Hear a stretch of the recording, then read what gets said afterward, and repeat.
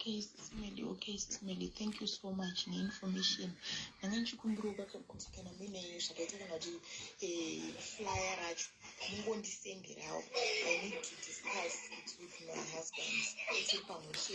Then we'll come back to you with our choose of we need this one. It's a mean a flyer and hotel to unobatsirwa netransport here unobatsirwa nechi uye mumvunzo wangu wanga uri wekuti toti letse kana kuti munhu ashekera ari kuzimbabwe inini ndiri kuno kusouth africa ndinogona here kubatsirwa nevanhu vezororo kuzimbabwe ikokoko ndo mubvunzo wangu wananga ndichida kubvunza but thank you so much neinformation yamatira so far.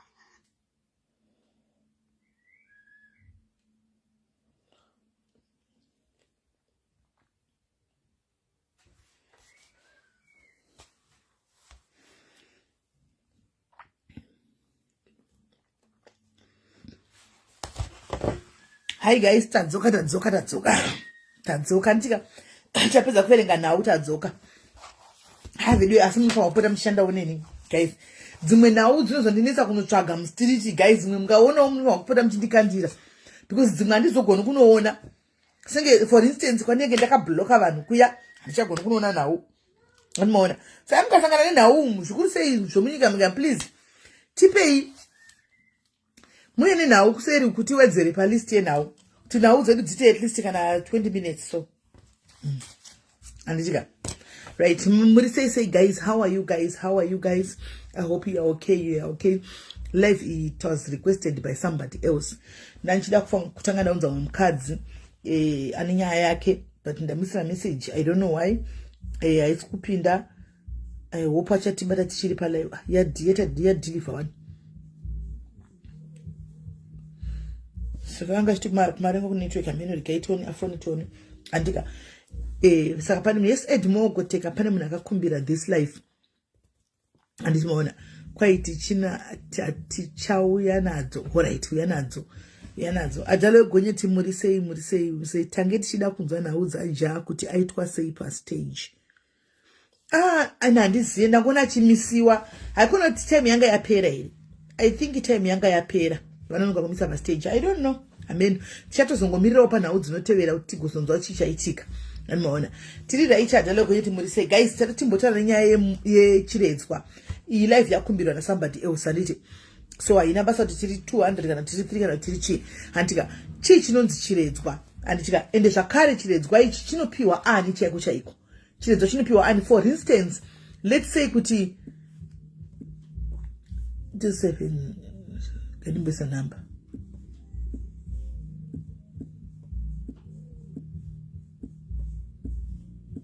number yekuti vanozofona ichi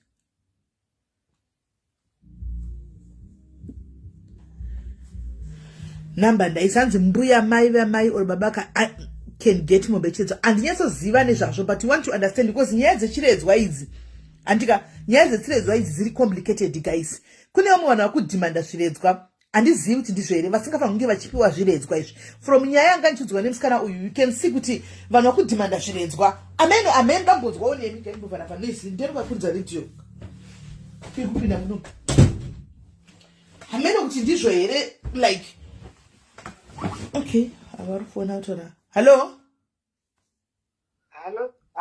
Simeli muribo. Ndiri right muri sei? Mushanda tega panangoti khani panangofona nekukasikira. All right. Pasati pako nje. Toda kutaura nyaya yechiredzwa iyi.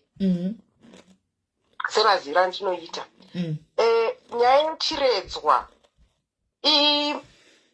imombe inobviswa nemwana akarerwa mumusha musiri mababa vake. Mombe iyi hakusi kuripa matorerwa azvinoitwa nevakawanda kuti chiredzwa kuenda kundotenda kuti makaita henyu makandirera kumusha kusiri kwedu. When we say kumusha kusiri kwedu because pane confusion inouya pakuti let's say inini handiti ndaita mwana wangu ndamitisiwa handina kuroorwa handina kutomboenda kumurume then inini ndotozvigarira nemwana wangu kutogara naye inini pasina kuti atombogara kwambuya vake kana kuti kwani ndindatogara naye. Saka pachivanhu all the same anenge achitarisirwa kunzi anongobvisa still mombe yechiredzwa iyoyo because anenge achinzi warerwa mumusha musiri mako. In as much as ndirini ndamurera mai vake asi mumusha maarerwa ndeme maparents angu chero ndichiloja kwandikuloja pandinenge nchinzi handina kuenda kumusha kwemwana uyu. Mwana haana kubuda mumusha. Mirai makadaro koda. Mirai makadaro. Muri kuona ndasaka ndabvunza because nyaya yemombe ichiredzwa ine confusion. Handi mukona ndikomesi chira mombe kuti kwanzi inopiwa mbuya kana kuti sekuru vanenge vakarera muzukuru. Handi mukona. Kola vari kuti inini chero ndiri mai ndakarera mwana wangu ndiri single lady ndiri one. Mwana wangu kana akura amba kunitenda nemombe nokuti kwandakamura inini chimurera inini handisi rudzi rwake ndiri mai. Baba vake ndovanga kuzobvisa mombe ichiredzwa vachitenda ndezvokutenda kuti saka ndopane confusion baba tida kunyatsodzwisisa. Enderai mberi kolai. Havape inini mai vake ba. Havape inini. Vanopana. Remember mwana waye kana azororwa ndichazopiwo yangu inini mombe yeumai. Havape inini vanopa kumba kwedu. Anyone kumba kwedu mai vangu baba vangu kana inini ndichirerwa na sekuru kwana sekuru kana kwana mbuya. Whoever kwandakarerwa inini kunenge uchinzi ndokumba kwedu ndokunoenda that inonzi chi thank you. It's a thank you yekuti ndakarerwa family kusiri kwangu.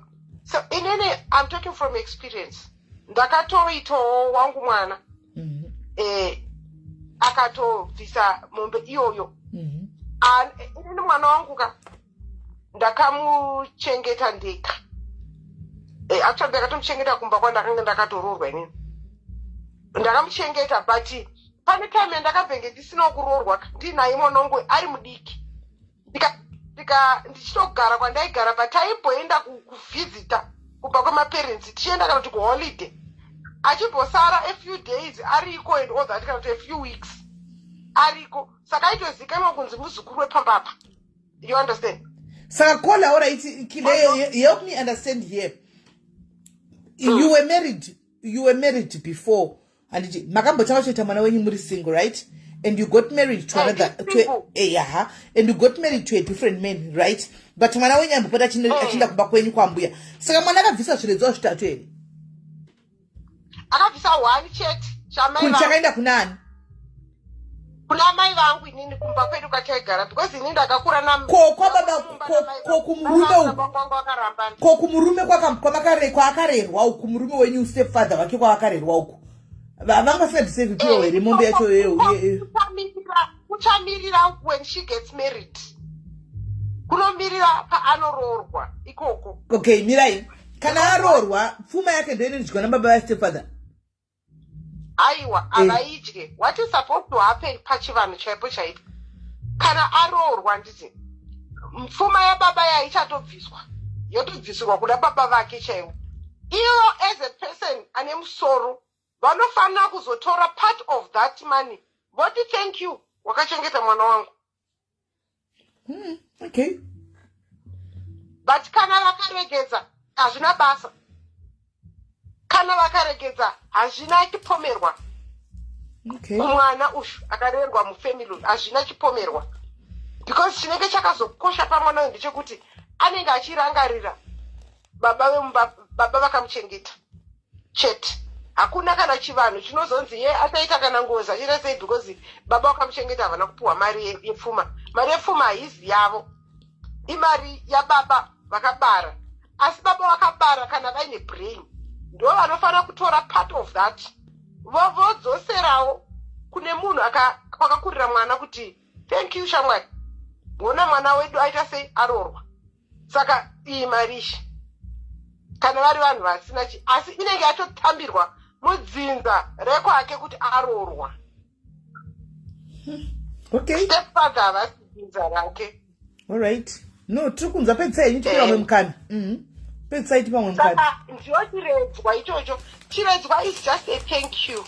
Okay. Haisi mari, haisi mombe kuti inofanira kumbokaririrwa kunzi ndipe although vanhu nenyaya dzekukara nekudindini vanhu vava kutoti ngaatoibvise chete. No, kana asati ane zvikwanisiro haangangoibvise, because it's a thank you, kungotenda chete kuti ndakarerwa inonseremeiti maisha. Handiti ndakarerwa kwamaisha ndokwandakuita sekwandiri kutoro thank you vanhu kwamaisha ndakarerwa kumusha kwenyu.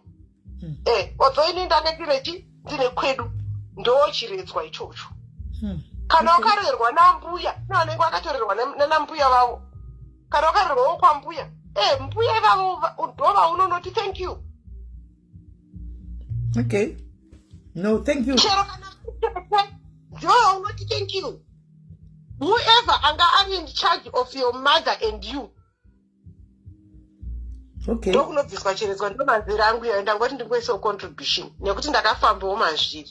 All right, thank you very much. Kola regai timbonzwa vamwe.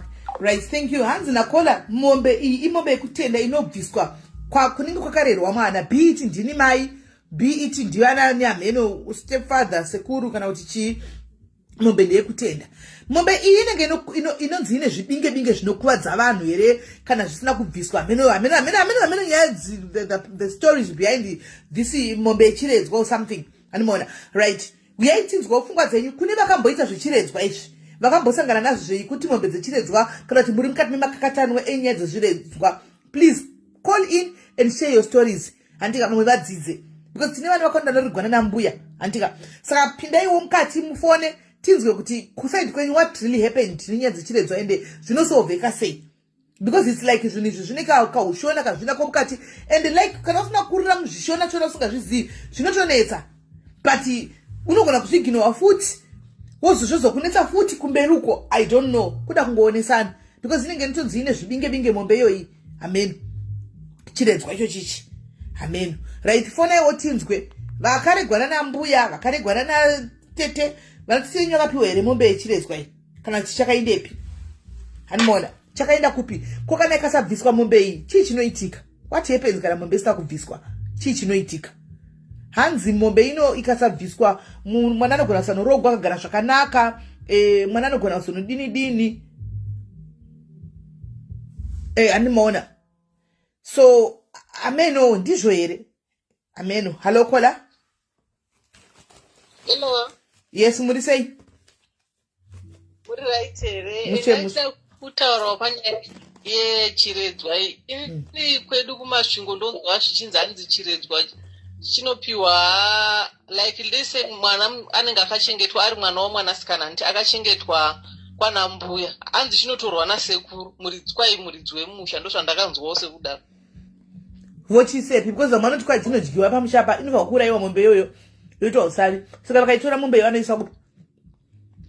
Saka ini zvinondinetsa kuti right toti inenge ichipiwa sekuru muridzi wemusha. Handisi ko kana paya panozonzwawo kana kuti lese kana mbuya vafa unonzwawo kana kune dzimwe nyaya dzatiri chimbonzwa kuti zviri kunzi zvinhu zvenyaya hazvisi kufamba zvakanaka nokuti mbuya vakakurerai kana kuti wakarerwa nambuya, saka vari kuda zvinhu apa unenge wabviswa mombe yechiredzwa, saka uchiminzi unofanira kubvisa katu kuti yasekuru neyambuya. Saka handizivi, ndisati kutsvaga information because me I don't know. Ndangokumbira nomwe munhu tokumbira muite live ngikiri muite live iyi yenyaya iyi, so handiyatsoziva unatodzidzawo kuti zvinombofamba sei kwenyaya idzi, plus kwai tinomukirwa nanambuya gaizika inangu handizivi zvinhu zvokunzi kwaitomukirwa nanambuya nanasekuru uya vachida kudii guys, zvinhu izvi guys, it's too complicated man, it's too complicated. Why does it have to be so complicated? Shona like mbuya vangu vafa kundimukira pakuti chii just because hakuna mombe yaendeswa. Come on, like really guys. Amen, or guys tinzwe taura ko tinzwe kana une zvimwe dota tinzwe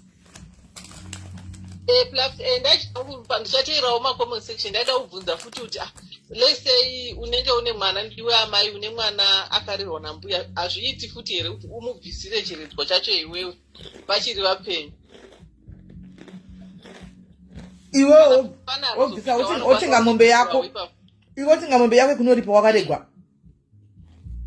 Aiwa ndikureva kuti lese unenge une mwana like mwana wako womufanira kumubhadhara, handizvonzi akarerwa ndiye anofanira kubhadhara. Mm. Ameno kana achapindawo kana achikwanisa kundipindura ipapo kuti zvinoita here. Amen. All right. Thank you very much. Rega tinzwe vamwe tichi. All right. Hello, caller. Hello, Sismeli. Yes, could you say? Yeah, masquerable. Yeah, ningirikini nyaya yechiredzwa kai inini ndobva kubhindura kuma-central. Saka maziviro andinoita nyaya yemombe yechiredzwa iyi isusu kwedu it's like vanoti mombe iyi inotengwa handiti kuti mwanasikana anenge achengetwa pamusha apo kureva kuti haasiwe pamusha ipapo rudzi rwake harisirwe ipapo. Saka vanoti unotenga mombe handiti mombe yeye watenga woisa mumusha it's like unoisvitsa kuna sekuru handiti kuti sekuru mombe yangu yechiredzwa iyi asi mombe iyi haina kwainoendeswa kana kuti kuchengetwa inotobva yaurayiwa vodeidza hama dzambuya dzinofanira kunge dziripo because ambuya ndo vanenge vachikubikira futi kauchichengetwa ipapo. Saka vanobva vadeidza hama dzambuya sekuruwo vanenge varipo obviously nehama dzinenge dzingoripo mombe yotoita sei yotojiwa nyama ipapo totovharana zvakadaro ndo maziviro atinoitawo kwedu. Saka hamino vamwewo kuti vanozoziva maziviro anosiyana siyana. All right. Thank you very much, caller. Guys, mombe iyi ndozaona kuibvisa. Kune vanototi hanzi mombe iri kuvaunzira munyama mukati muupenyu hwavo because mombe iyi haina kubviswa. Saka iri kutoita konzeresa zvinhu zvakawanda wanda mukati muupenyu hwavo. Guys, like I don't know. Imi munozvionawo sei guys nyaya dzemombe inova kuti ibviswe kana kasabviswa inokonzera munyama. Saka vanenge vambochengetera chii kana vasingadi vachizoda kumutyara. Hello. Yes, Simiri Magadi. Mushe muri sei? Ndiri right. Hello. Takateerera. Ndakatera live yenyu. Ndakatobvisa chiredzwa chocho. Mwakatobvisa? Ndakakura muchakwana seku ndakatobvisawo chiredzwa chocho. Iri mombe yoyo? Ndakatenga mombe nembudzi. Zvadhimandi weka kuti wakabvisa wega? Ndakabvisa ndega because ndakakura muchakwana sekuru saka ana mbuya yangu nditi bvisai mombe chiredzwa chiri mupenyu munogona kuzonetsikana ndafa. Saka mimi ndise kuti vanhu vakafa vanhu vari vapenya ndozati ndikafa ndichazodzoka ndichida mombe yoyo. Kutaura because dai zvisingadaro asina kudaro. Okay. Saka mabvisa mombe nembudzi nini what happened? Zvakadyiwa eka kuti zvakachengetwa. Zvakava zvangourayiwa ipapa bhashiyana vekumusha kwana mbuya nekumusha kwana sekuru. Same time. Ipapo. Okay. Wow, that's interesting. Thank you very much, caller. Thank you. Hanzi nakola pa at least apapana kuti waundira apa hanzi zvakabva zvaurawa semutemo vakatodla nyama yoyo yemombe ivo vakatoidlawo kola nyama yoyo right. Varume vari kondopita nhasi rega itimbonzwa. Hello.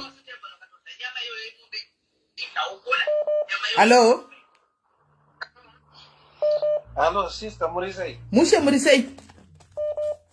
Hapana, long time. Mushe a long time wena marova muripiko mazuva ano? Dziripo ndakodzimana. Ayo dziripo. Handimbokoni, all right. Right.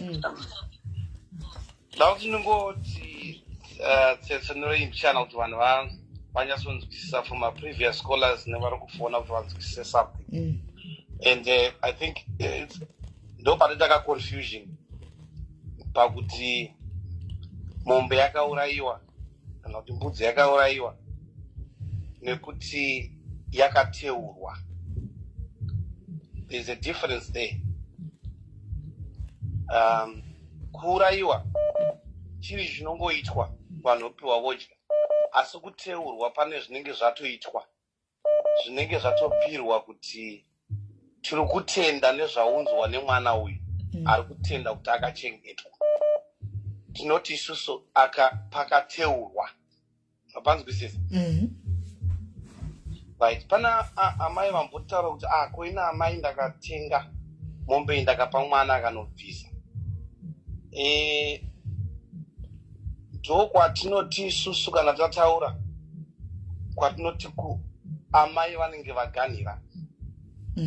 Nokuti chinhu chinofanira kunzwisisa vanhu ndechekuti amai vakuchengeta iye hama yako vari vapenyu, ndokwazvinobva ikoko. Kana amai vasisipo, amai vanokumukira mangwana, ndokwazvinobva ikoko. Amai hama yako vari vapenyu, pfuma yaamai haifanira kunge ichidyiwa nevana. Hold on, brother. Hold on. This is getting interesting. Mirai makadaro. guys manzo kutogwa nayanzvadzi hanzi mai vanokumukira mangwana kana vakafa ani muri kunzwa kana musina kubva bhadharwa zvirenzwa izvi vanokumukira mangwana mai vako iwe mai vako vakunya kupa zamu vanogona kukumukira futi kuya kuzokuuraya toda kuzotapedza toda kupinda ipapo vakambomukirwa namai vavo muye mutiudzoti makamukirwa namai makaonei vakauya here makavaona makaitwa sei enderembera dzadzi aiwa pandiri kuti amai vanokumukira handiti hatisi kuti amai vako ivo ndo vanomuka yobva kuti nyakananga nepo nokuti remember zvinonzi amai vako amai havasi amai yako kashaya. You've heard that statement before. So what it means is what starts to happen amai vanoshaya havasisina power yekurwira so mudzime kwaamai haisisina simba yekuti kurwire muri kuzwisisa nokuti wakadya pfuma yaamai apa tiri kutaurira vanhu vese kuti vanomhanya vachizonochengeta vana vasingatarisi zvinhu izvi nokuti inyaya dzakazara kuno kudiaspora asi izvozvo zvamunenge muchitoita vana vachidya pfuma yaamai itori mhosva yekutoti kumberi uku kunodiwa mombe yechiredzwa mombe yechiredzwa ndeyekutenda handi mazvizwa iri very very critical mombe iyoyo iri very critical nokuti inofanira kuti itoitwa nokuti wachengetwa musha musiri mako right tochienda futi back kune ava vataura kuti panobviswa mari baba stepfather vepuwa mari vanzvadzi nda kutaura ichokwadi wakachengeta mwana asiri wako hauna chaunowana papfuma yemwana iyeye muchirungu tinoti waita haisi investment in business katakatarisa nokuti haasi wako mwana uyu baba vemwana vanouya vakatora pfuma vanouya kugara pasi vopiwa pfuma yavo voisa mari yavo muhomwe voenda hakuna chinowana mwana iyeye kana unga uri baba wakachengeta mwana iyeye asiri wako hakuna chaunowana kukana baba vacho vakafa kutongonyaro kana vakafa handi kuna nabamdiki kuna nabamburu kukana kukana tisingavazivi baba vemwana toti handivazivi right chinzwai manja kana uri murume ari kunoroora usingazi wakanoroora kumusha kwomudzimai pamiri kwaamai pachivanhu chaipo hauna kuroora pfuma chinonzi rusambo pfuma inodyiwa nababa vemunhu ndo vanosaina kuti munhu aroorwa pachivanhu chedu ndo paunonzwa muchinzi aiwa wakaroora kupiwewo ndobvunzo paunobuda ipapo unotodzokorera kuti kuroora nokuti hauna kuroora ndo paunofanira kunotsvaga dzinde iroro tingade kuita chirungu vanhu vakaramba vakaita sei asi ndicho chokwadi at the end of the day haubvise pfuma kumusha kwaambuya kunongo chirore chika ndo paunorohwa mari kaipapo rusambo imari inotopiwa baba imari yababa kune mari yaamai pakuroora kuita mari yababa baba ndo kunonzi muridzi wemwana ndiye anodya mari iyoyo so zvinhu zvatofanira kutoitira sei tizvinzwisisa makati yakaurayiwa vanhu havazonyatsodzwisisa kuti saka inongoiswa yourayiwa nodyiwa inoteurwa which means pane zvinototaurwa ipapo kunzi mwana adzoka takamuchengeta muno ari kutenda saka mirai hanzvadzi saka in other words mirai in other words muri kuti vana mai vese masingle ladies ava vakatsamwira vana baba vasimo mukati mepenyu mwana those who absconded who ran away from maresponsibilities avo handika vana namai vari kuchengeta vana vavo vega so hanti muri kuteerera madzimai teererai mupateerere sepoinde tagwa nanzvadzi ndovati mugozoitaura pfungwa dzenyimi muri kunzwa kuti hanzvadzi ati kudii hanzi stepfather havakwanisi kurooretsa mwana uyu chero baba vanga vakatiza uchidya zvokuti munobheja kuti handifi ndakamutaridza vana kana mwana akuroorwa muchatovatsvaga vaboora ngoma ivavo vouya kuzokolekta bhegi voida futi naro handi muri kupahwisa guys mapahwisisa ka pate kuti anzi handifi ndakamutaridza mwana cho zvikadii handini chokuti handina chokuti nemwana wangu kana akuda kurogwa tichadovatsvaga vouya kuzongotora bhegi wodzisapia futi mupabate ipapo enderai mberi kole. Kana uchiti haudi kuti baba vaone mwana for good, kosei uchitadza kumuchinja mutupo wopa mutupo wokumusha kwako umwe anenge achishandisa mutupo wokwamai mai we munoziva kuti vanhu vari kuzviita vachiita sei handi nokuti there is a lot of emotions involved in some of these things. Asi chokwadi ndechekuti if you are a clever man, murikunzwa, usiri a weak man, unoziva kokunoisa mari yako kana uchinoroora. Haunoroora kwaambuya nokuti zvinodesa mangwana ka komurora mukwashana kuenda kunorora kwakupi nokuti mwana karegwa neni handika ndiri single mother handiti ini mukwashana ziziripo kuna baba mwana ini sinazoza mwana baba wake vana vakawanda apa ka avatoziva nababa wako kuti vari because ana mai havasida kuvaudza kuti baba wako apa.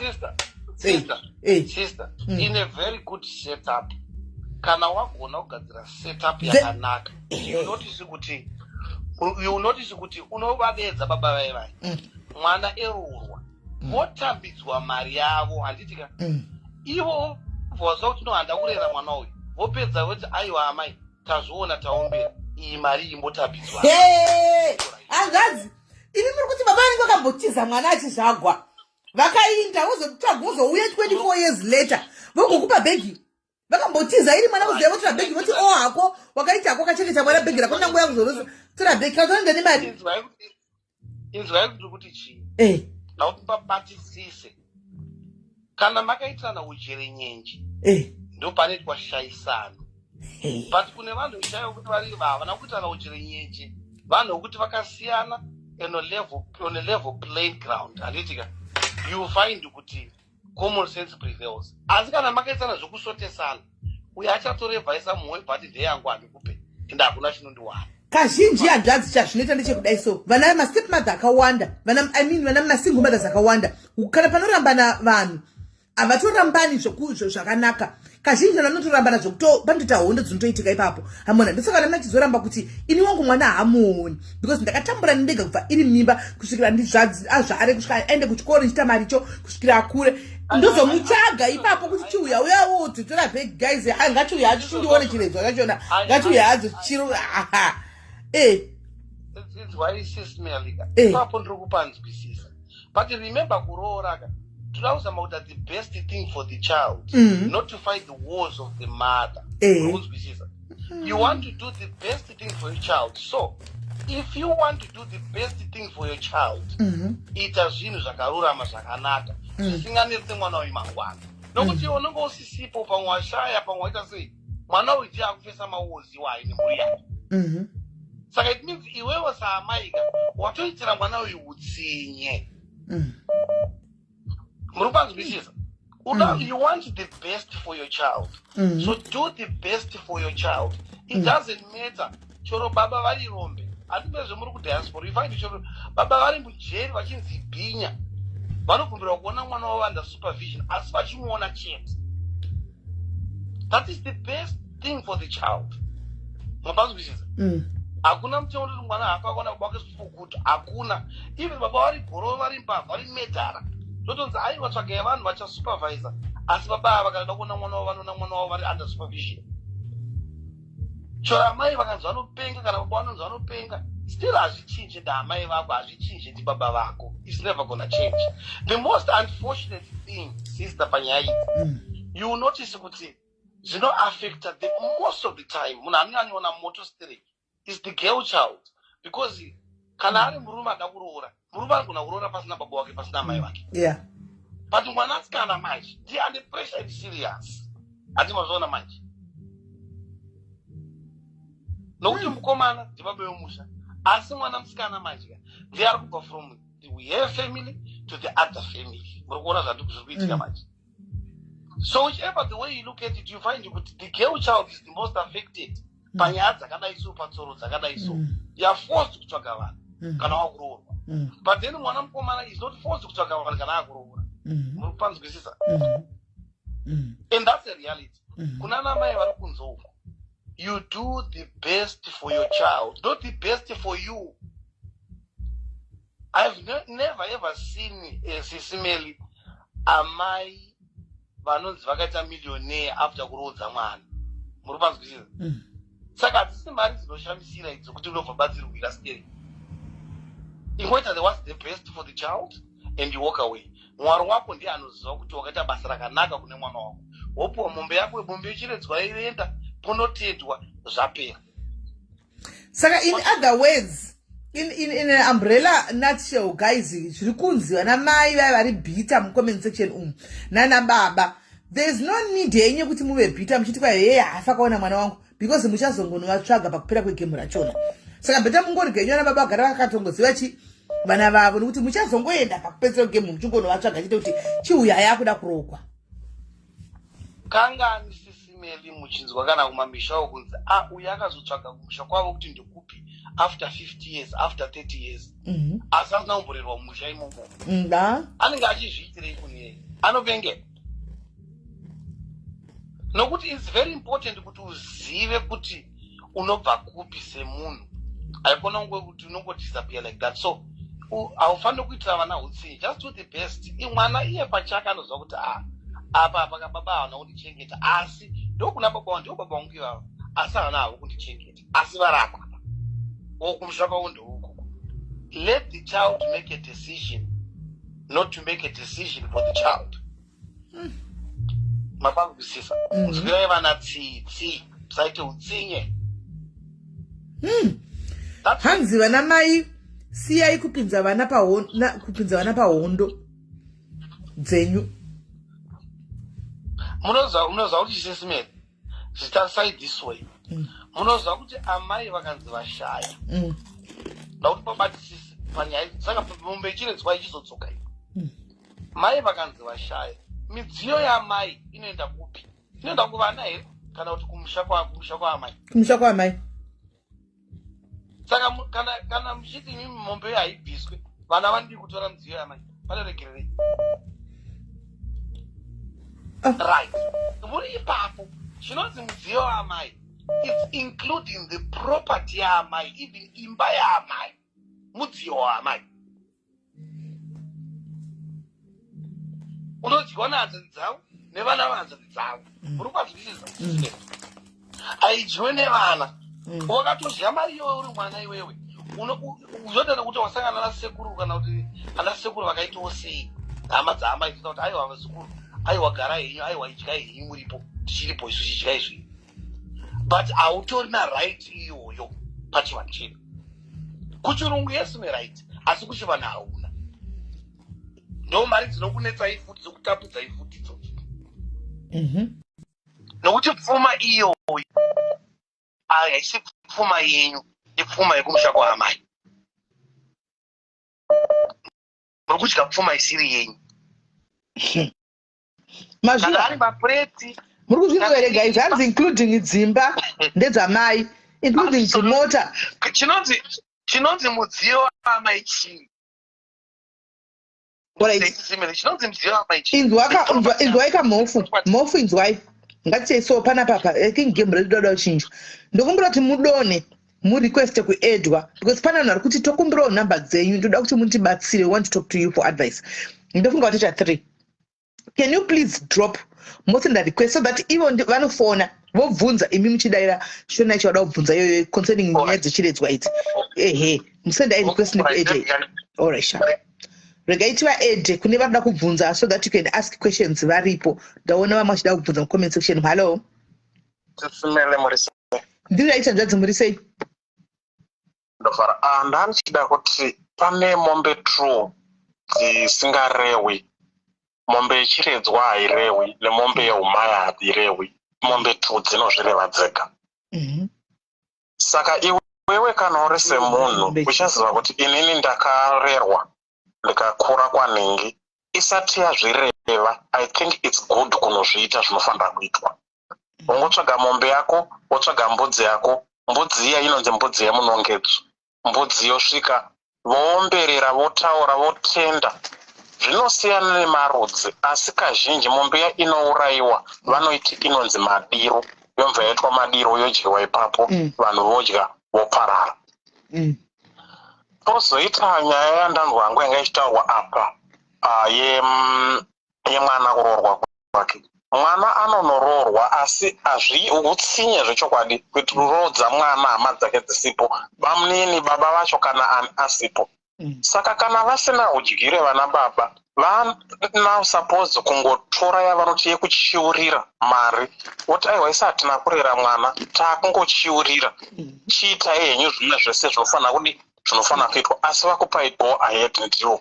Mukasazviita izvozvo ameno kuti wamuri kuomberera kozi panororwa paya muchazoona kuti tinenge tichitendana nemutupo kana imureve kwaamamoyo isitirwe kwasinyoro isitirwe kwamhofu tinenge tichitendana nemutupo tokuedza kuudza mitupo yekwamhofu neyekudii kuti panapa paitwa sungaukama taamhuri imwe chete tine vana vataakusunganidza pano. Saka imimi kana zvichiitwa ana baba vacho vasipo mune muchisunganidza nemidzime yemushamano. Meaning to say maomesera mwana. Madzimai muri kudzidzwa here kumasingle mothers muri kunzwa here nyaya dzitaugwa apa chibatai mubatikise muvhure nzeve munenge muchiitira vana venyu ndimi munenge mune bitterness yakanyanyisa yekuti hanzi haambofi akaona vana. Teererai zviri kutaugwa apa, enderai mberi. Saka baba kana vasina kuchengeta mwana baba vari wrong. Hatisi kuzvikurudzira kuti baba ngavasachengeta mwana, baba ngavachengete mwana wavo. Asi zvaita sekuti baba hamuna kunge varipo pakukura kwese kwemwana, mwana akuda kuroorwa. Imi mongoti takurodza baba vacho vasipo. Zvakafanana nekuti hapana zvamaita. Mukungomesera mwana wenyu iyeye kana iri marriage yechama makatarisirei kanti makatomuchatisa makadii anonodzoka akugariki handimbowa kunyeberei anongonodzoka zvinozongonooma muzongoti murume wacho angari problem angakadai bandi makakonzeresa nyaya idzodzo. Saka muchizoona kuti panororwa munhu makamboona kuti mombe yeumai ndo yekupedzisira inobviswa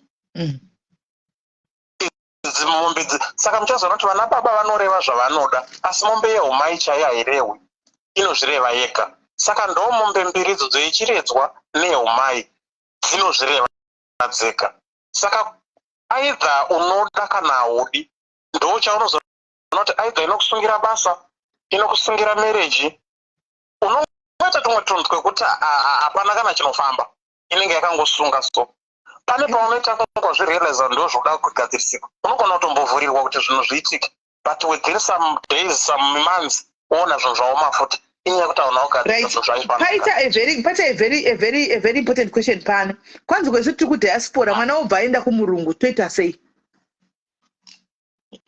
Mwana obva aenda kumurungu murungu anofanira kutongoziva kutoti ndo unhu ndo chivanhu chedu. Mwana anofanira kungoziva kuti chivanhu chedu chinoitwa ichi.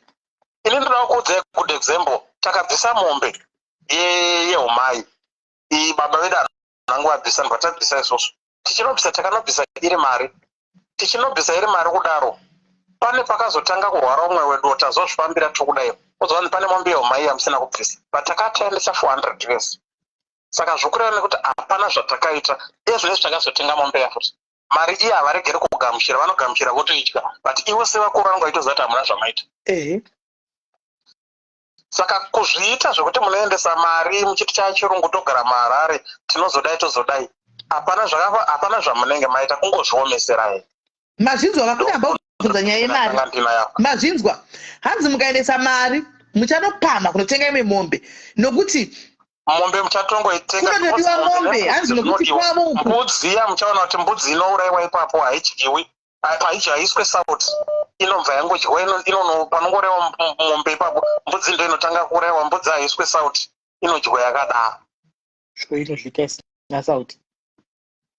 Yes, ndo inotodyiwa yakadaro haiswe sauti. Saka iyi mombe inoti mombe iyi inouraiwa asi kana iri mombe yeumai hauraiwi inomirira kunzi izobereka kana dzazobereka vana vacho vaya ndo vanozotorwa vachiuraiwa chinzi vazukuru vaya baba vanyu vakabvisa mombe yeumai uyaiti idye yoitwa madiro modya moita zvinoitwa. Asi mombe yechiredzwa inofanira kuuraiwa ipapo kutenda kuti aiwa takachengetwa. Saka muchiona kuti kana munhu achitenda kana uchienda kumatendo haunzi unazonditenda nemari yakati kana nechakati unobvisa mombe iyoyo inofanira kutoti iuye and it's a must itori mombe. Mbudzi ndeye munongedzo maita basa. Thank you very much brother, thank you very much newisdom yakanyanya kudai nekudzidza kwakanyanya kudai zvakaoma maita basa. Right, guys, we are learning. That's what we are learning a lot, guys. We are learning every day. At the end of this life, sit down and decide. Hello. Hello. Hello, Sismele. Yes, somebody say. Tiripo Makadiyo. Mushe. Ndida kushare experience yangu yandakaita. Alright. Nekudzidza kwandakazoitawo mukufamba neexperience iyoyo. Inini murume wangu akarerwa kwana mai. Arerwa kwana mai ndobva atanga kuenda kumachechi nenyaya dzekurwara idzi. Achiudzwa kunzi hamuna kubvisa mombe yeumai. Handisi kutaura kun'anga kana kumasvikiro asi kumachechi chaiko. Kunzi hamuna kubvisa mombe yeumai, babonye havana kuroora. Hamuna kubvisa mombe yeumai, hapana mombe ichiredzwa. Saka munofanira kuita zvinhu izvozvo. Sezvataurwa nehanzvadzi yangu yabva apa iyi, kuti mombe inofanira kuenda iri mombe. Isakatoitawo mistake iyoyo yekutora iri mari. Ndobva tanovapa iri mari. Tikaendawo nembudzi iyo yataurwa yenongedzo iyi, tikatotengawo hembe dzaamai negrosari, tichinopa ambuya. Handiti. But hatina kuziva kuti hatina zvataita sei? Zvamaita. Hatina zvataita. Akapera gore. Tona zvinhu hapana, apa mune mambudzi akamutanga kuti pamwe hazvishande ndezvekunyepa ndezvekudini. Tazoendawo kwataenda patanonamatirwa futi kumasowe zvikanzi muri kuti ambuya vakafa musati mavapa mombe yavo, zvinhu zvichatoita wesizvi. Tikati mombe takaendesa tikavapa iri mari zvikanzi hazviite. Endai munotenga iri mombe. Sisime takazonotina dzaamombe mbiri. Tikabva taendesa zveshuwa zvavataura izvi kuti mombe yeumai haina kuurayiwa, yakanopinda mudanga. Yechiredzwa ndo yakaurayiwa ikatodyiwa ipapo. But chakaitwa nambuya musi uwoyo, ndisando kuti ini ndakazodzidzawo zvakaita kuti ndide kudzidza zvinhu zvechivanhu from there. Ambuya vakaomberera mombe iyi vakateura vakatenda. But vaitenda nemutupo wemurume wangu inini kuti ana mukanya maita basa. Zvaitwa nemwana daita sei? Ndazviona. Isusu tiri kutenda mwana takachengeta. Vachibva vadzosera mombe yazvisho ndipo yakabva yazourayiwa. Ini ndautaura chokwadi from there zvinhu zvakaita kunge sezvakuita sei? Zvaita zviri nani. Saka ndakatanga kuda kuti ndifambe nditange kunzwisa nekutoverenga mabhuku chaiko kuti ndinzwise kuti chivanhu chinofamba sei. Ndipo ndakaona kuti isusu vanhu mazuva ano chivanhu takuita chekubatira pamusoro sebhasiketi. Nekuti panoroorwa munhu, kozi nyaya dzechiredzwa idzi nemombe yeumai zvinotangira pakuroorwa kwemunhu. Handiti. Murume asati asumuka achinoroora zvinofanira kunge zvichiitika ndezvekuti maunganidza mombe dzenyu kana imari. Unobatanidzana baba vako kana ndana sekuru kana ndana tete. Handiti. Mochituma. Handiti. Mudzimu yekwenyu nedzinza rekwenyu. Takutaura zveropa panapa. Handiti. Ana baba vako vanenge vari papo votopfugama voti ana mukanya mwana auya achada unotitsvagirawo mudzimai. Makwati akatsvaga ndiwayaya. Handiti chititungamirirayiwo tifambe zvakaita sei? Zvakanaka. Vari kutaura nevedzinza ravo. Handiti. Vosumuka vakunoroora kana ndikona tembo kwavasvika kwavari kunoroora. Banditi zvataurwa zvezvo nemwanzvadzi yangu kuti pamune makuita zvezvo zvechiroora zviya handitika makutaura nemutupo. Handiti. Munenge muchibvunzana kuti ana mukanya ana tembo muchita manegotiations enyu. Handiti. Ana tembo vatambira mari mwana wava aroro. Mari isati yaitwa kana anything. Ana tembo vanofanira kuombererai mari vachitenda kuti aiwa tionei ana tembo mwana wedu aita sei? Awanikwa awe kwana mukanya. Handiti. Chizarurewo mwana anofamba nokunogara zvakanaka mumusha mana mukanya. Saka baba vanodiwa. Despite madifferences edu paupenyu, baba vanodiwa. Saka zvazvo zvekunzi kudyire ndo unozongonetsa kuti munhu anenge achiziva kuti nangu handina kuchengeta. Ozoti panoroorwa mwana munhu obva auya akutakura mari yese. But kana munhu uchiziva kuti iwe hauna kuchengeta mwana, unouya wosunungura mwana wako woomberera mari yemwana wako odzosera mari kuna mai kuti aiwa mai makaita basa makarera makarera mwana, chiitaiwo zvamunogona nepfuma yauya nevakwasha. Imi motakura upenyu pamunotakura napo pekuti munodzokerawo kwenyu mochinoratidzawo kwenyu kuti mwana wedu akaita sei? Akaroorwa. Ndokudzidzawo kwandakaita zvinhu izvi. ya pariti kinoti umwe ari kuti isusu takatonobvunza vakati havadi mombe havana kukuendesa vakati toda mari vakatizopiwa iri mari tatinidza pane chavakaita isusu ndozvati nambuya vakati aiwa musazvinetse handiti unzai iri mari tikatoendesawo iri mari but mukufamba menguva muri mazonzwanzi aiwa hamuna zvamakaita especially mombe yechiredzwa inofanira kutongoenda iri mombe inotsika nekuti pane kuteurwa nekuteketera kunofanira kuitwa nambuya vachitenga ende mombe ikai despite kuti handinenge warerwa namai wachengetwa namai vako baba vako vasipo saka even ambuya vasipo amai vaamai hanjadzi dzamai vako handiti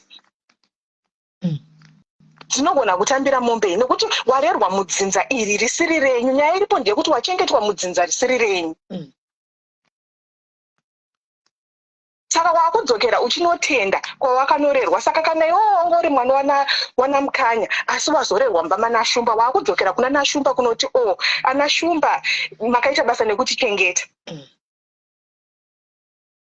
saka iye chiredzwa iyi hanzi inotofanira kuenda iine makumbo ayo 4 yakazvimiririra ende inini I'm talking from experience okay takazviita twice ende zvinorwadza because unenge wabuda mari idzodzo dzekunzi mombe iri kunzi 300 each obva wabuda kutenga mbudzi obva wati mombe oti 300 yemombe yechiredzwa 300 mombe yeumai mozoona kuti aiwa makaita chishona chisiricho right Ameno Kola, thank you very much. Yes, it's the business stress. Hello, thank you very much. Kola, get him on the way. Jagapaka, Oma, guys, Muruza Utagaba. Masinguru, Majua, Muruza Utagaba, Masinguru. Muruza, Yarusa Rap. Most Soti Kudi. She's a good bitterness of Vanessa to Achagana Baby, and then you could teach you and be part of the pattern and the parcel of the family of the child. Titovatsvaga titovaudza kuti zvenharo vauye vaite nokuti muchazongovatsvaga still at the end of the game uchangozonovatsvaga saka hapana zvauri kuita wedha wakarera wega kubva chiri kucreche kubva iri nhumbu kusvikira pachazo uchatongonovatsvaga baba kana vasiko uchangotsvagwa nenyina vavo saka zvinani vana baba vachingoya vapinde mukati mupenyu wevana vavo hamuna kuti munopaona sei Amunoti muri kupaona sei guys. Zvinani vachitongoya vapinde mukati meupenyu hwevana vavo vana baba. Nokuti hapana kumira mushe. Hello Kola. Hello. Yes. Sorry ndatotaura kudhara ndaona. Alright. Yeah, pakaipa. Amen guys. Amen. Hello. Hello. Yes. Muchiri pala.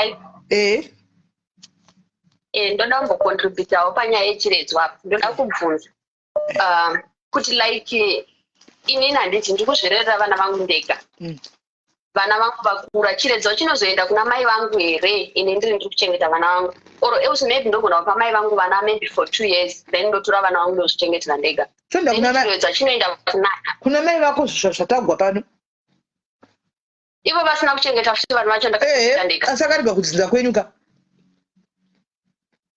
chivanhu chacho hachisi fair. Alright, inini like ndine vana vangu 300 2 boys 1 girl. Kana ndakurooresa ndikangorooresa hangu like kuti vana vakomana havongorooresa musikana pane chinenge chakashata here pamo yevakomana kurooresa I think ameno rikatimbonzwa vamwe I think izvo zvinoita asi I think zvinhu zvinoitwa ameno rikatimbonzwa vamwe vapindure mainzwa question guys baba muequation yacho hazvizivi rikatimbonzwa vamwe muri kunzwa guys saka iyo chausingadi kuti baba vacho vauye kuzorosa mwana wavo handiti vakaenda inini tine balance kudhara vana baba vacho varipo musikana wacho aripo tongogara tangopedza tega okay chaipo chiredzwa is not fair pakurera mwana hachisiri enough because hapana mwana anobva grade 1 kusvika anyora o level nemombe 1 so it's not fair also kuti uwane chiredzwa chete but it's not fair to who? Kwandiri ndingi ndinenge ndakarera vana like kuti baba kana vakuya ochinja culture here naikole handizochinja mukaunta but is not fair. Ivo vana baba ivavo vekuti zamburi ava hanzi vana vakomana vanoroodza hanzvadzi chishona chakazara ana baba vamwe mauseless saka iwe uri safe. Alright. Saka ndiri balance. Chap. Amene kana chizviri chokwadi ndangotaurawo zvandangoverenga zvandona zvakanyorwa mucomment section. I don't know if it's true. Amen.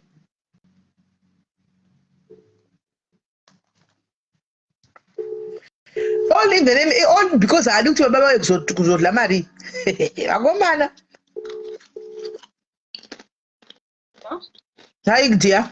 Hello. Yes, Murise. Hi, Smell. Nice Smell. Ini ndida kubvunza kumadhayarisi. Ini ndakarerwa stepmother. Saka ndofanira kuvapo mari imombe yacho yechiretswa. Stepmother. Obvious. Amen. Regating kune vamwe. Amen. But ndofanira kuti vapo obvious. Kutokumbirawo yeupi kozi. Mukufamba umo mune mandakafamba ndakabvunzwa nzokarerwa nani munhu iye ari kugunun'una.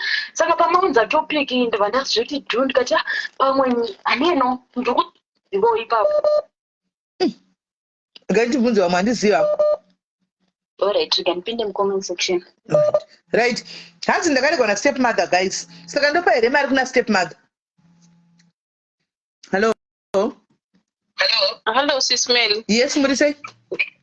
Tiri right, ndati ningobvunza kuti ichi chishona ichi chiri seasonal here. Because pa COVID apa chishona ichi chakabreakwa chese but nanhasi hatina kwatambodaidzwa unzi John akavigwa baba namai vasipo, amai vasina kutungamira ngirikini motikari yekwanyaradzo. Call a good one, but I don't know. I would also want to know. Murukunzwa guys. Hanzi chivanhu chiri seasonal here because muCovid vanhu vainzi kwafira wongovigwa ikoko. Hakuna zvokuti kwanzi varoro vachayavo mboisa makuva pamvura mai vombomira mberi kwemota wadini asi vanhu vakangovigwa zvikarova. Saka why zvakungouya panyaya dzekuroko ameno regai timbonzwawo pfungwa dzavo. Thank you very much caller for that valid question. Regai tinzwe vamwe. Regai tinzwe. Guys, hoyo mubvunzo yaimupindura mubvunzo ina handisi ndabvunza. Hello.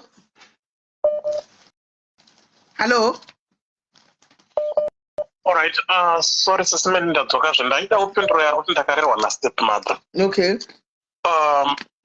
Chiredzwa chinopiwa kana wakarerwa nemunhu wausina rudzi naye.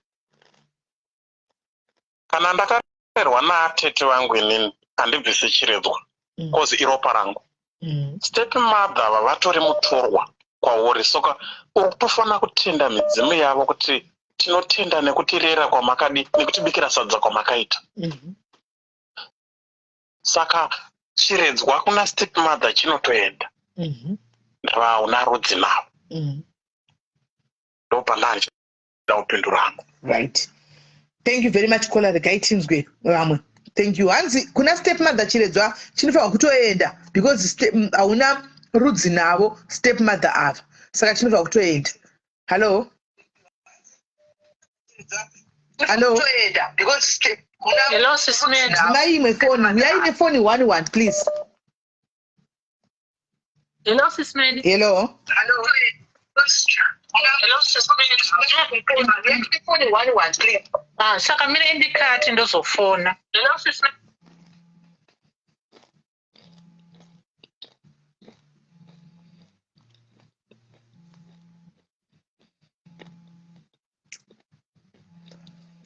Mirai ndimbofonera vanopindura mibvunzo yamabvunza tinzwe. Hello. Hello, sisters, what do you say? Musheka ndanati muedhe but maramba kuedha anyway it's fine. Because apa panonetsa kutopinda. Ndechida kuti mukataura mosiya mozodaira vamwe mibvunzo saka pachatonetsa. Ndosanoda kuti ndikuedhe iva machifona apa muchibvunze muchidaira. But it's fine. Mukoma mapedza kutaura kuti chiredzwa chinobviswa kuna stepmother. He is actually very, very, very correct. Very, very correct. Right. Koita amai vataura kuti icho chishona chiri seasonal here. Mhinduro yangu kwavari amai ava ndeyekuti, and it's very mubvunzo wavo, it's a typical diaspora question of people who try to divert chivanhu. Muri kunzwisisa? System yagara iri. ini mhinduro yangu kwavari ndeyekuti chisi hachiere musi wachaita sei wacharimwa. Mapanzwisisa ipapo. Hazvireva kuti the day rawashaisha nhasi mangwana you see the resulted. Chisi hachiere musi wacharimwa. Handi munoziva izvozvo? Ndo anzi andavapa iyoyo.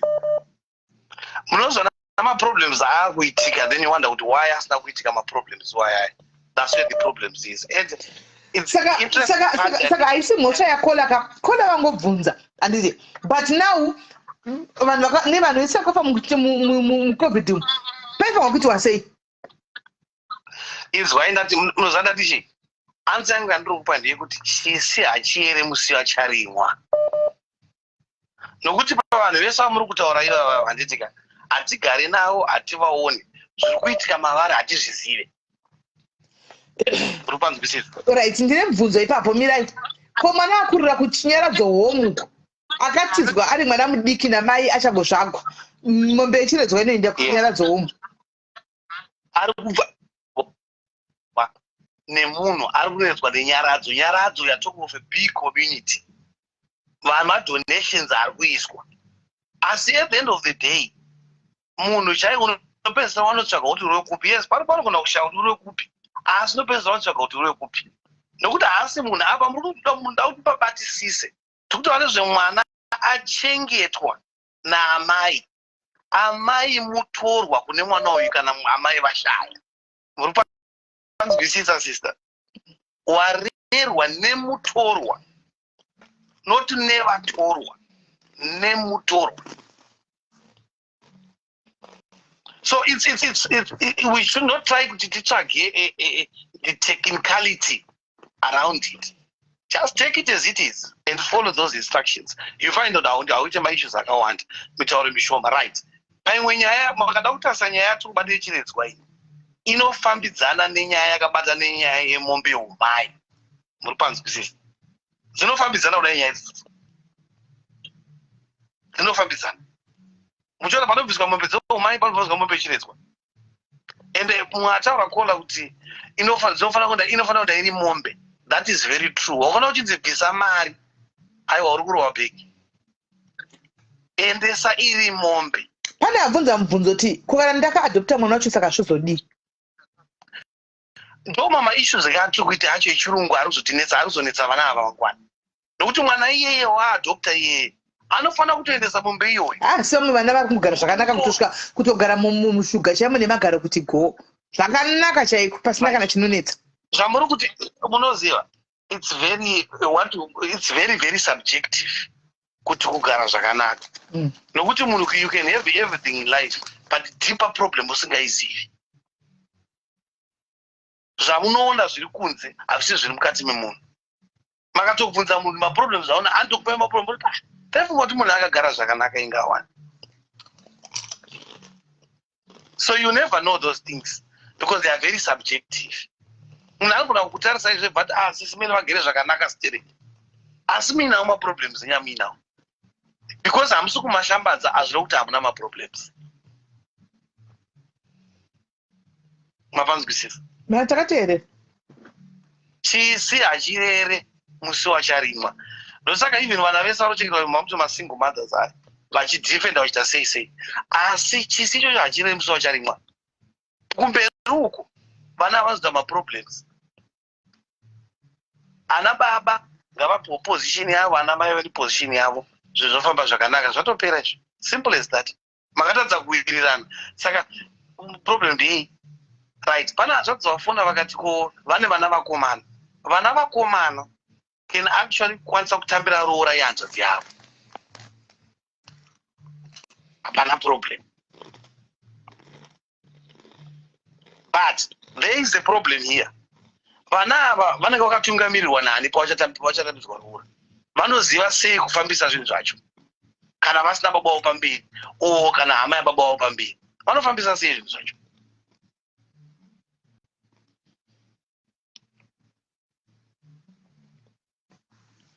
Mapanzwisisa patiri kutaura? Ewa tikunzwisisa. Indaole sei kuti kana usinganzwisisani nababa vevana baba vacharonesa kuti vanogona kunge vaina vanin'inana bamudiki vana bamukura nani. Find one person within their family aunogona kuwirirana naye or anogona kuwirirana nevana vako. Munhu iye becomes a buffer for your kids. Zvinokubatsira. No, that's the only joint yaunongoda chete iwe. Ndongona sekuti shona ndongona sekuti Zimbabwe vanoda ngomesera vanhu ini zvandongoona ini. Issue inonyanya kuitika, I'll go back again. Uchanosa kuti ma-issues akadai mazhinji anoaffecta mwanasikana because ndiye anobuda mumusha achinoroorwa. But mwana mukomana can do whatever they want to do pretty much easy. Panyaya dzokuroora idzi. It's very easy. Nokuti mwana mukomana ndiye muridzi womusha ndibaba. Remember hanzvadzi yenyu ndibaba mumusha menyu. Hanzvadzi yenyu ndibaba anotoomberwa nemukwasha ndibaba. Asi sisi renyu imimi kune murume akakuroorai mukadzi mudzimai hazvichichi. That's how it is, and hatipete kambozvichinja tokona kuzvidefenda. But diaspora has brought us so much dynamic yekuti you look back and realize kuti you find kuti vana vazhinji vachaita ma-problems, and makarisa the biggest bulk yevana vari kubva mafamilies iwaya vazhinji vavo they are struggling sisimere kudiaspora. Mwana hana direction, mwana anodai so azoshandisa zvakadai aita zvakadai. Those are some of the things that you never know kuti sometimes maybe pamwe zvinokonzerwa zvimwe zvinhu izvozvo. Ipai mwana direction, simple as that. Do the best for your child, that's what I say. Not the best for you, but for your child. Kana usina utsinye ita zvinhu zvakanaka for mwana wako will make a decision ega. Don't make decisions for your children. Allow them to make decisions as well. Kana vakura kuti panapa amai was very fair. Baba was very fair, amai was very fair. Baba manga mine problem nimi. Noti kuti amai havana kuzokutarisa vononga but amai wo time vanga vasingaiti. Tasikabvumira kuenda kwababa. Tasikabvumira kuenda kwaamai. Why do you have to do that? Why so bitter? Why so bitter? Right. Chipedzai hanzvadzi tifo makozi awandisa timboidzawo vamutinzwe. Aiwa ndatopedza vamwe ndatopedza. Alright. Yo. Yeah. Zvakaoma. Aya. Hey. Yo Shona guys. Me I'm not from Zimbabwe guys. I'm not a Shona. Me I'm not a Shona. These too much. These ones are too much. Hello. Mushe kanjani? Ndiribo ndine mumwe mubvunzo ndida kubatsirwa. Ndida kunzi takambofamba ngwanzanzi baba wangu hana kuroora saka inini musi wandinoroorwa mari yacho fatitakurwe iendeswe kwana mai. Why isi tiri kupinda pai? Andiri muri vana mai vavo. Saka inini baba kana sina kuroora ndisi mari yangu fatiende kunoroora iendeswe kwana mai. Ndozvo zvinotaurwa ndimi kwai mune rudziro mwechitenda baba venyu. Aya zvakaoma hazvo. Andandichida kubvunza izvozvo. Alright, thank you very much Kola. Kai Zulu dzinoenda kumatswana kusina zvose izvi. Hello Kola. Sisi medi tine mubvunzo dai kuti aitokwanisa kudzoka towabvunze. Yana baba kana vachiziva marules anoaffecta vana vavo vanoitire zvavanoita. It's as if life has to penalize single mothers. Vafira kuchengeta vana. Yet ana baba vavapenyu. Yes.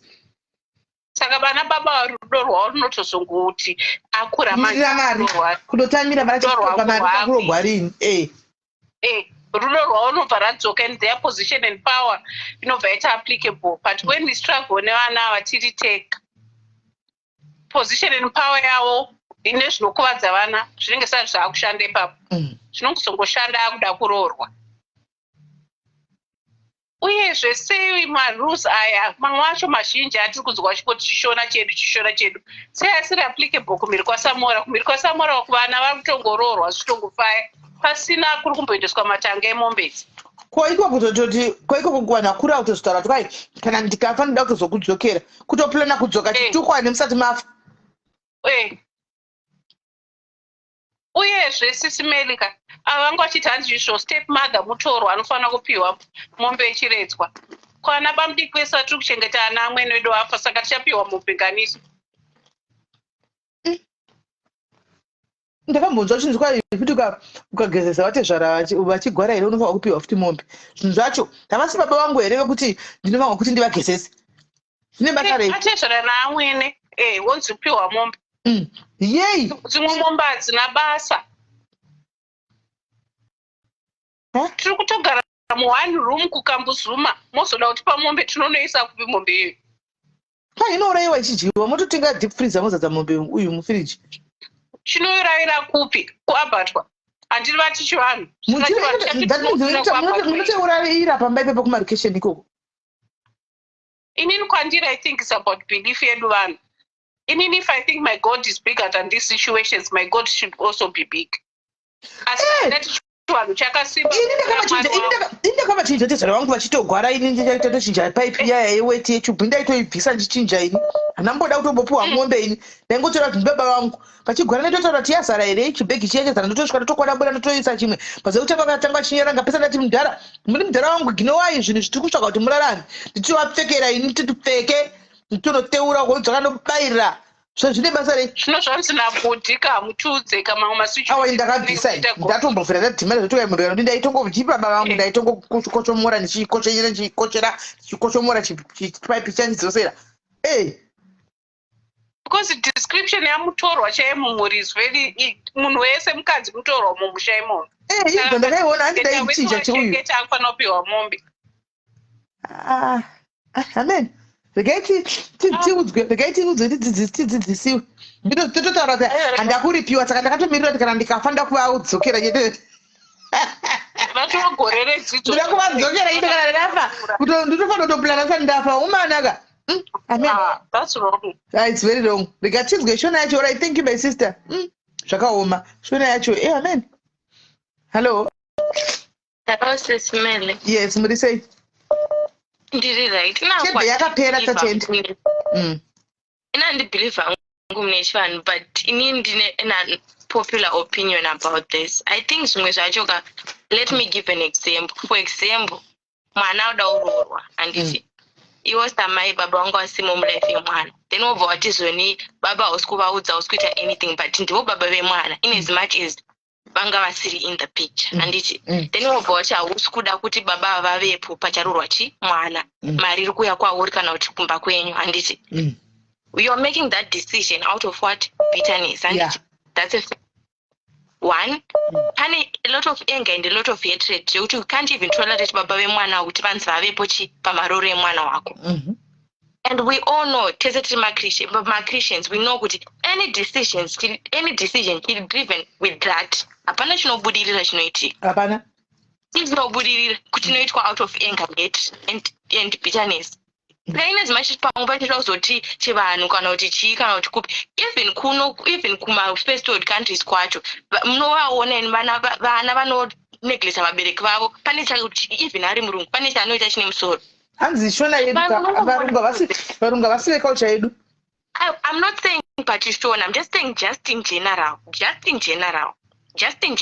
baba vako iwe unovatuka unovaita sei kana kuti haunei navo unofunga kuti pane chaunoita chinobudirira ifangu wasiri mlife mako baba hanzi baba havana ngozi baba hanzi kwaichero kurova unorova irudzi rwako but I'm not saying kuti unoita ngozi sisimeli all I'm saying is kuti pangu pachinzanzi zvini izvozvo zvinozohanzi inozvireva nekuti pamwe something chiri muupenyu hwako hachifambi handiti and that's the point but chii chinoshanda muupenyu hwako kana une bitterness chii kana nebitterness ungachero kadii muupenyu hwako hachifambi.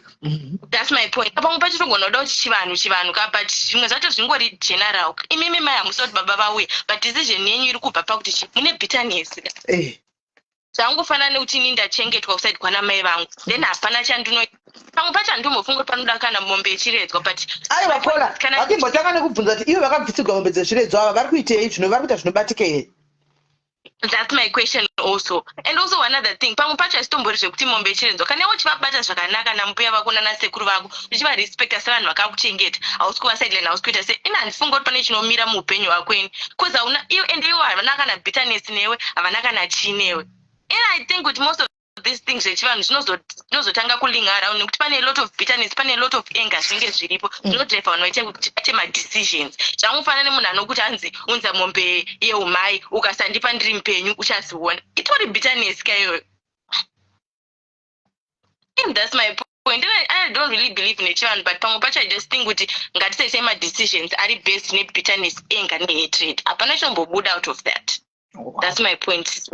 Right. Thank you very much for getting to. Kwanzi nakuona bitterness dzenyu ndo dzinokuita tsai kubudirira kwete zvokuti kwai chivanhu chishona hakuna zvakadaro. Kwanzi you are carrying bitterness haubudiriri. Gaitinzi.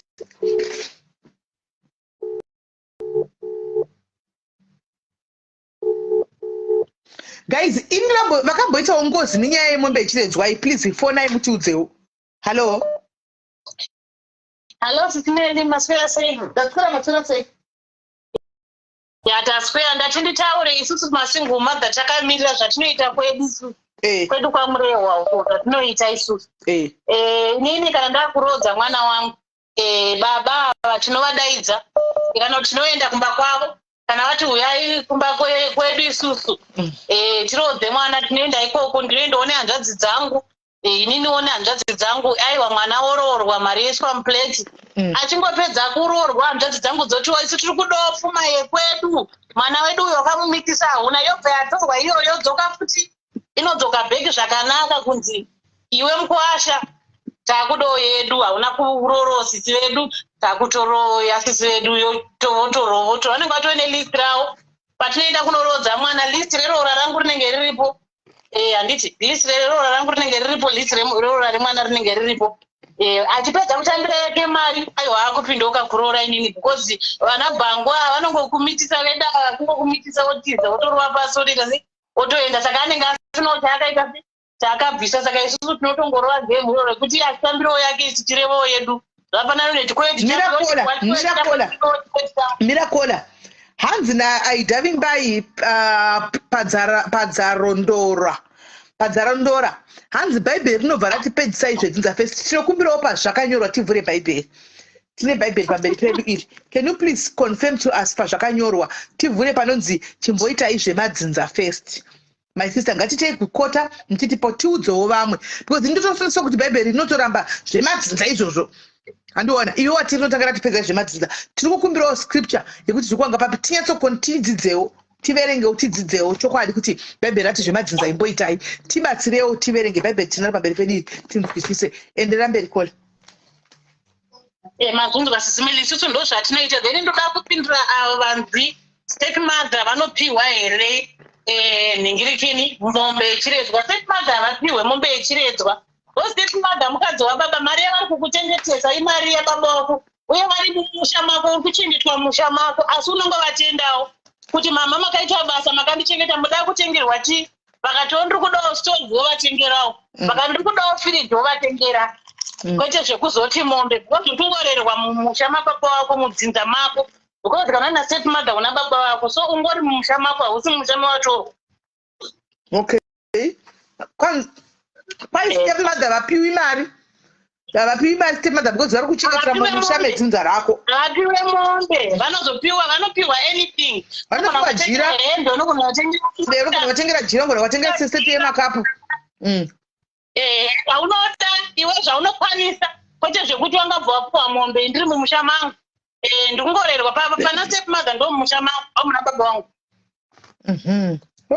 Saka mutawirirana hanzi kwastepmother mombe haindi uri munhu ari kumusha kwake kudzinza rekwake saka vanotengerwa jira vanopiwa teacup maseti emakapu vanopiwa seti yamasipunu vanopiwa zvichinda zvakadaro chavanodawo hamene kana wigi unogona kuuya ukatenga wigi kwandiri kuno wovapa stepmother ani mapinzwa kwete mombe because uri musha mako ndozvanandoda kutaura chisinei. Alright, thank you very much. Thank you Kola.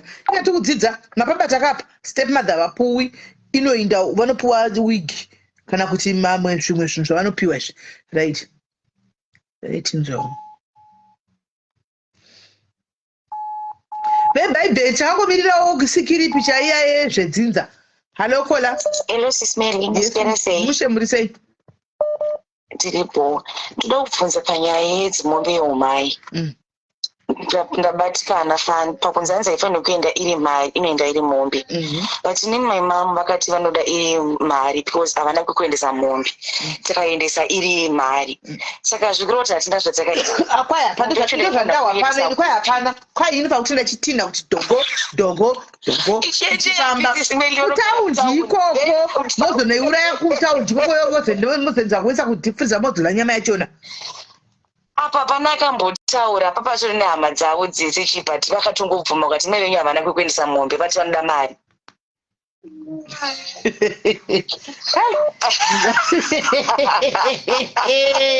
Kupfeka nhamo serugare. Ndakatombosajesta ndanzwa nasomeone kuti ikaenda iri mari zvinonetsa.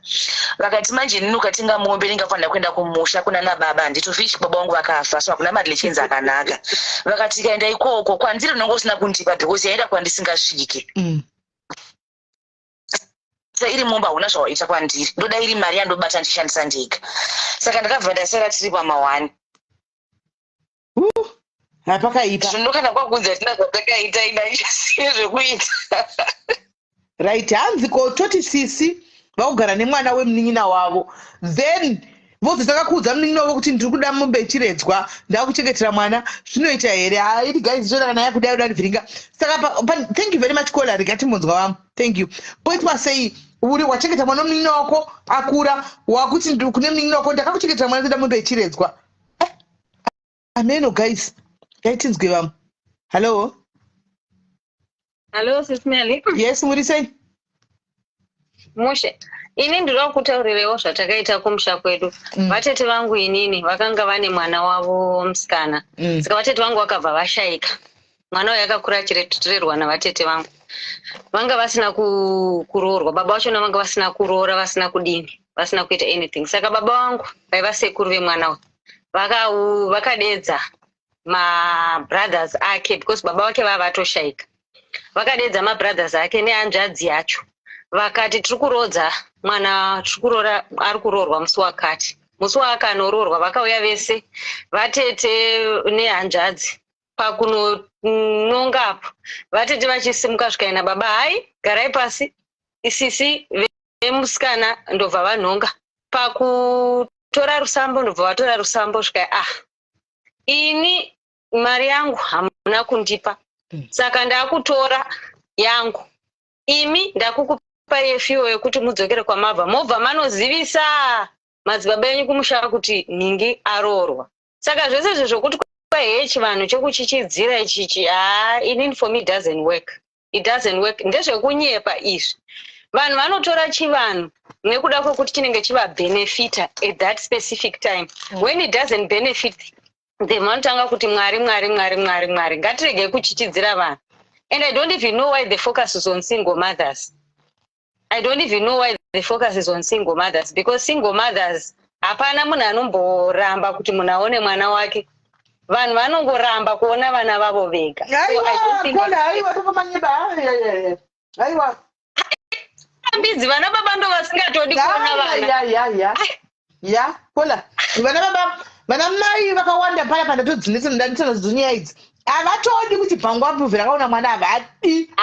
Ini rini sisimeli nditerere handi ndafona. Ini ndinotoda but baba vachona havatori nahanya. Mwana anotori nenhamba dzababa anotokomuniketa nemwana wangu atokura manje. Aikomuniketa nababa vachona but havamupinduri baba vacho havatodi. Ini mwana wangu kana havakupinduri here. Havapinduri kutaura chokwadi. Havapinduri mwana. Namba ndiyo here yachichanika. Inini ndaitoita ndiyo here namba kana birthday nhasi chakati. But pavakakura ndikapa mafoni ndikati nhamba dzababa idzi havapinduri. Kuna nababa vakadaro Sisimeli. Baba vakadaro zigare ziva variko. Varipi? Vari kuZimbabwe. Nana Timbo vafonera akati vabvunza kuti mhaka yevasunga acha vadi mwana wave. Inini zvedrama ka. Izvozvo zvamotaura zvekuti vanhu vanenge vachinyepa kuti kwai hamudi kuti vana vataure nana baba vavo. Inini vana vangu vane manhamba ana baba vavo. Baba havapinduri. Sisimeli zvandiri kukudza izvi zvaapinduri.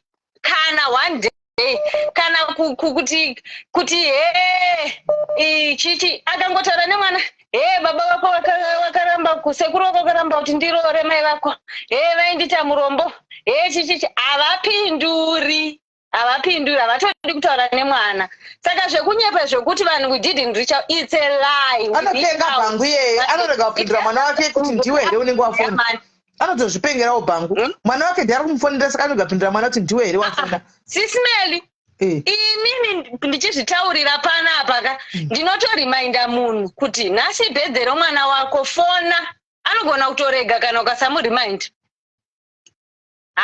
saka moti kwai hati reach out pakuti chii ndatinoti vese imi mavaya muchiti kwai hakuna mai vasingadi ndikati aiwa kwete vese zvebitterness sisimelika zvebitterness sika zvinokuvadza iwewe ende kana ukaita bitter you can never even move on into a new relationship. You can't move into a relationship when you are bitter.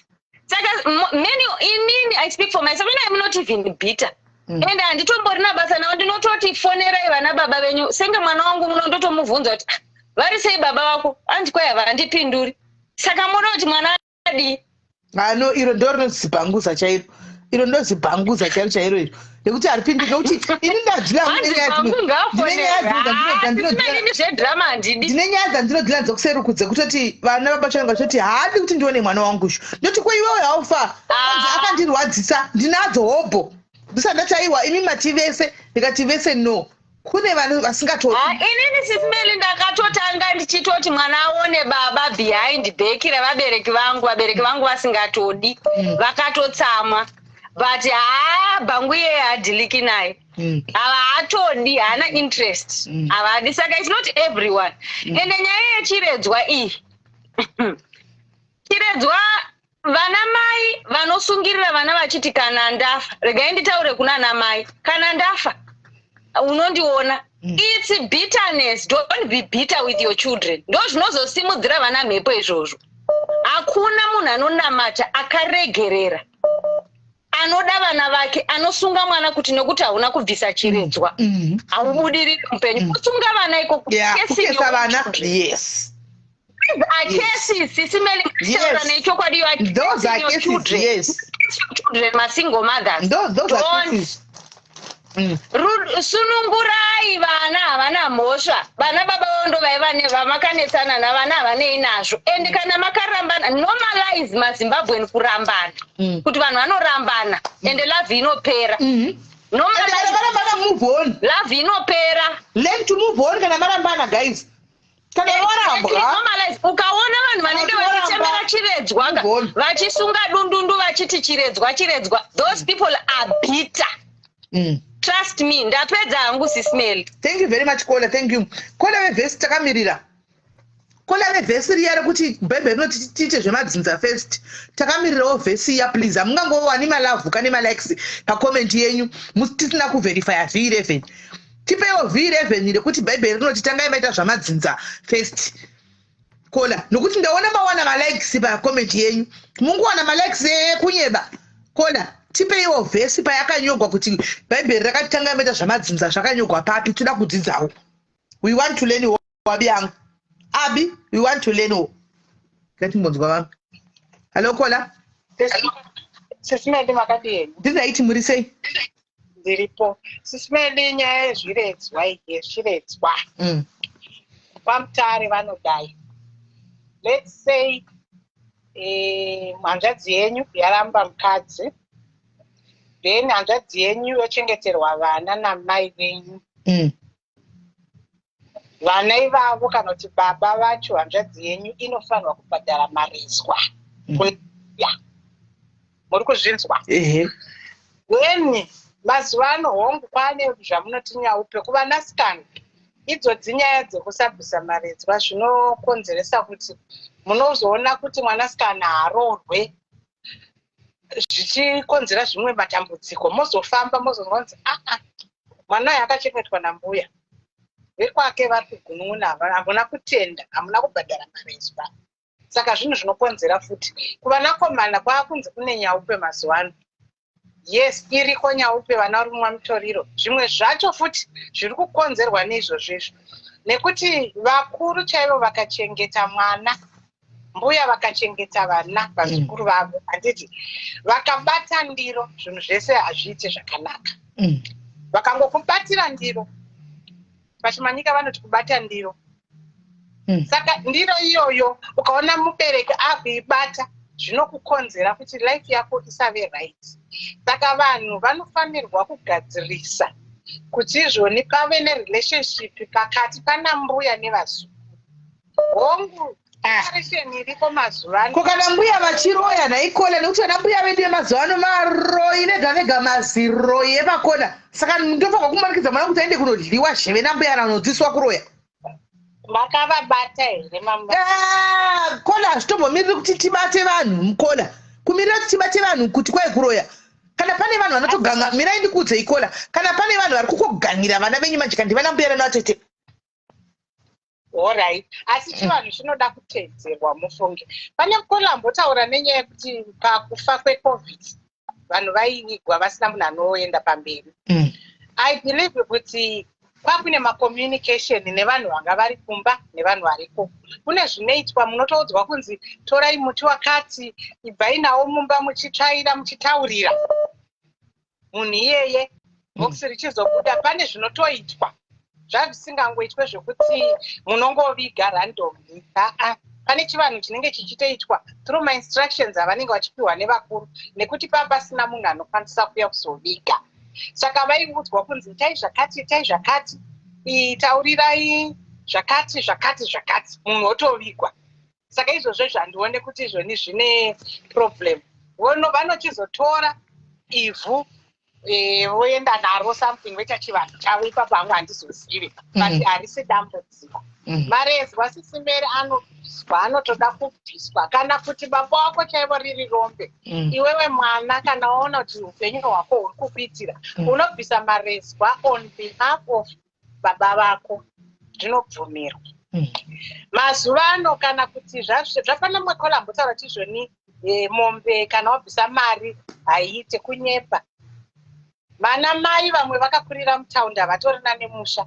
Mbuya ivo vanogona kutaura kuti inini marezwa angu ndinoda mari. Munotovapa asi hamuvape vega. Munovapa paine hanzvadzi dzavo. Hanzvadzi dzavo nehama dzavo. Movaudza kuti iyi mari ndeyemarezwa ambuya. Zvozikanwa. Saka mukaita dhiri nambuya, hama dzacho hanzvadzi dzavo dzisipo, pavanozongofa munonzi hamuna kubhadhara nekuti makazviita secret nambuya. Saka munotofanirwa kutora hanzvadzi dzavo, hama dzavo dzavanotofanirwa kunge dziripo, potounganwa. Mari iyoyo yobviswa ichinzi mari yemarezwa. Ndozviri kuitika vanenge vari mutaundi, nekuti haungambotengi mombe uchigara muchitungwiza muHarare muyasikana. Saka mbuya vanotaura kuti nini mari yangu ndoda marezwa. Aiwa. Asi musabhadhare marezwa pasina hama dzambuya. Alright. Aiwa, tinotenda Kola, thank you very much nekutsanangura kwamaita. Right, toenda kuvhesi. Vhesi hatingadi kuti hapasina vhesi hanzi. Some have used Leviticus 19 26 to 32 to justify the veneration of ancestors. It reads, chega itiyo kuti inoti kudi Leviticus. Inoti, rise in the spirit of the aged. Pachishona kuti kudi, simukai mumoya wakale. Ndizvo. Show respect for the elderly and revere your God. Taridzai vakare respect anditika and revere God. Pakudikwa guys, kudikwa pakai revere God up. I am the Lord. I am the Lord. Hapana kupotoka kunzi itai zvemashari. Itai zvemidzimu, pedzai zvemudzimu. Ndozvatagwera apa. Pavhesi yo guys, musangoti hatisi musanyemera kusama like guys. Pavhesi yo kwakonzi pedzai zvemashari first here. Angatora chokwadi guys. Pakanzi pedzai zvemashari first here pavhesi yo guys, vanogona chirungu muripo yaya. Pakanzi chi? Pakanzi pedzai zvemashari here pavhesi apa. Taura itiwe. Ndakaipina vhesi yo. Pakati apa ndapina statement iri pazasiro. Pakanzi pedzai here zvemashari. Pakanzi pedzai zvemashari here. Imi vanogona chirungu vanasipa kwaala sitiudzei apa. Pakai kudi apa. Anamini.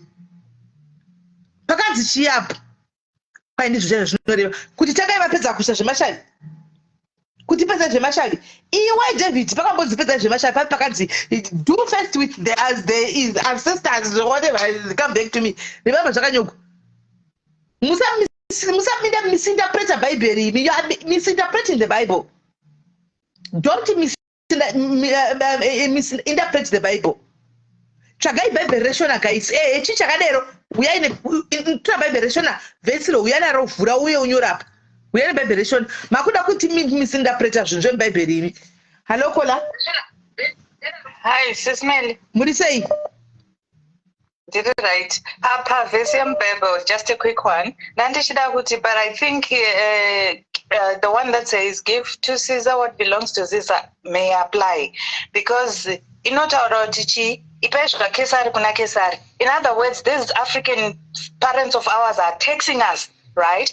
Saka yeah, there is something like that in the Bible. Chinotaura kuti kana muri kuita zvekoko itai zvekoko and then to God you give what belongs to God.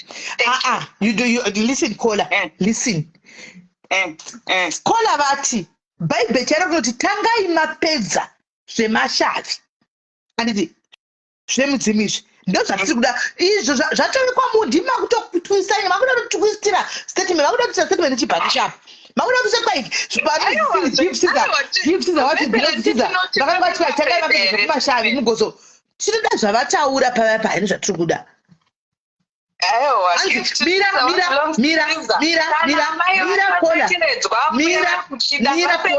Mira, hanzi la Kola vadzoka not also the admonition of Leviticus which states do not turn to mediums or seek out spirits for you will be defiled by them. I am the Lord. Thank you. What exactly are you saying? Whatever statement rakanaka iri kuti musaenda kune vanhu vanoita zvemashavi nemidzimu ava hatika ndiri Mwari vane jealous ndiri Mwari vane godo anditika iyo musaenda kunotsvaga kunobvunzira kumidzimu kana kumachi I am a God who is jealous saka kana ndipapanokuchikwa achidzokera imumbonoita zvemashavi mugozobuya ndapapi aiwa sisimeli but kuti mombe chiredzwa tingati mashavere ndezvemashavere atinamboti mashavi Kola isu anuna musikutohwisa nyaya matongopinda mawa ndichibvunza kweshe dei madzokera mukomenseshe mambonoverenga zvanyogwa zvita kuti adresa nyaya iyoyo hamuna kuhwisa ipapa atinamboti mashavi kuti chizvo chiredzo zvakaipa chiredzo inga chikungobhadha kwawani atinamboti chakaipa isu tataura nyaya yekuti pane munhu angonyora mucomment section kuti Bible chero rinoti hanzi tangai mapedza zvemashavi inde padati tokumbira kona vhesi kuti wati Bible ndo pane nyaya yedu chete kuti tihwisisewo kuti Bible zvemashavi but toza chiredzwa hati mashavi yekuti zvakesari kuna Kesari munowirirana nayo aiwa kuti ipai gives what belongs to Caesar yes yakataugwa yakataugwa kuti zvainzi ipai chegumi kuchegumi dzoserai vana kuna Mwari nokuti ndokwavakabva vadzoserei kuna Mwari ndokwavakabva munhu akakukanganisira udon't revenge mudzoserei kuna Mwari ndo muridzi amene pamwe ndiri kutaura zvinosutawo inini amene pamwe I'm saying also something that suits me I don't know but anyway aisiriyo topic yedu regai tidzokere kuzviredzwa regai tinde kuzviredzwa saka imimi guys mese muri pano vanhu vekuregwa nezviredzwa imi muri pano andichika kose musiri kumbofonawo muchitiudzawo zvamakaitigwa zvakaipa nenyaya yekusabvisa zviredzwa izvi chimbotiudzaiwo zvamakaitwa nezvechiredzwa izvi mukasvika pakunobvisa maona kuti zvinhu zvakaipa zviri kuuya reka tichinobvisa chiredzwa tinyatsonzwisisa alokola panyaya yechiredzwa chiredzwa chinofanirwa kubviswa chinobvisirwa ani kune vana vanochengetwa nana mbuya handiti unozvarwa kwaunozvarwa pamwe pane vana ava vekuti tinomitiswa kana kurepwa chaiko kana vekurepwa kana vana nababa vavo vekuti wazvarwa wangosiyiwawo ipapo zvinoitika ndezvekuti mbuya vachachengeta muzukuru vamurera vagara naye hauna rudzi navo munofanirwa kuvapa mombe yavo yechiredzwa. Makaita henyu mbuya makandirera. Hazvina kuti Bhaibheri, hazvina kuti chinyi, hazvina kuti chinyi. Pane zvimwe zvinhu zvinongozvitsanangura zvega. Mbuya vanotendwa nemombe yavo. Ende zvinokuvhurira maropafadzo izvozvo. Koinda vasingambovhurigi maropafadzo achona. Kune vamwe vakatenda chaizvo na mbuya vavo kutotenga mombe todi asi zvinhu zvangosunga paupenyu. Chine mhaka yei vasingavhurigi? Vakatenga mombe, vakatenga mota, vakatenga chii, but it wasn't done in the proper way yokuti chiredzwa. Vaitenga mapresents. They were buying presents. Vanga vasina ku... Hello, Mirai call. Mirai. Hello, vakabvisa mombe dzezviredzwa. Is life going okay? Please confirm. Vakabvisa mombe dzezviredzwa and now life is flourishing. Can you please show us by putting my love and likes? Tuone kuti makawanda zvakadini. Mine, it doesn't mean kuti life flourishes. You don't pay for that for life to flourish. You are acknowledging mbuya vakakuchengeta. You don't kuzongo but ikora pekutanga mataura waninga zvinenge zvichikwindira pekutanga mataura musati matamba. Inzwa maini inzwa. Kuzonaka kwazvo kunakawo kwazvo. Handiti. Asi zvinotozokushatirawo wese kana ukasa-acknowledge mbuya vakakuchengeta. Havasi mai vako. Ndimbuya. Mbuya handisi kuti mbuya ngavasachengetwa. Ini pane nyaya yangu ndipo pachiredzwa. Kuchengeta mbuya vangu vakanichengeta, it's obvious. Ndinotovachengeta kana vakura. Vanotodya ndichivatengera zvese ndichivaita zvese ndichivapa. Pamombe inotsika apa ndopandine problem napo. Kuvachengeta, I'll make sure I take care of my mbuya kusvikira vapa. But pakuzoimombe. What's the difference? Handina kuti chengeta mbuya. Ndinzwisise. I'm not that. So prerogative. Kuchengeta mbuya. But kana iwe wakazvarwa namai vakakusiya vakuchengetesa kumba kwavo kuna mai vavo ukagara ukakura ukasvika pawave nhasi uchitaura pauri pachivhitivhiti zvauri kuita izvi usina kunotenda. Nani handikuusisa. Kona muri kundinzwisisa here vakoma? Hamuri kundinzwisisa. Muri kuwa pane point yangu inini. Ndati mbuya vangu vakandichengeta nditi ndinogona kuvatenda nenzira dzakasiyana. I can even buy a house. Hani muri kunzwa? I can kuvatenda inini. I can even buy a car. Andika kwese kuvatenda. Ndiri kuti why specifically a cow? Pane nyaya yangu inini. Kuti ndinotenda vakanichengeta mbuya vangu. I can buy everything else. Rewind Meli.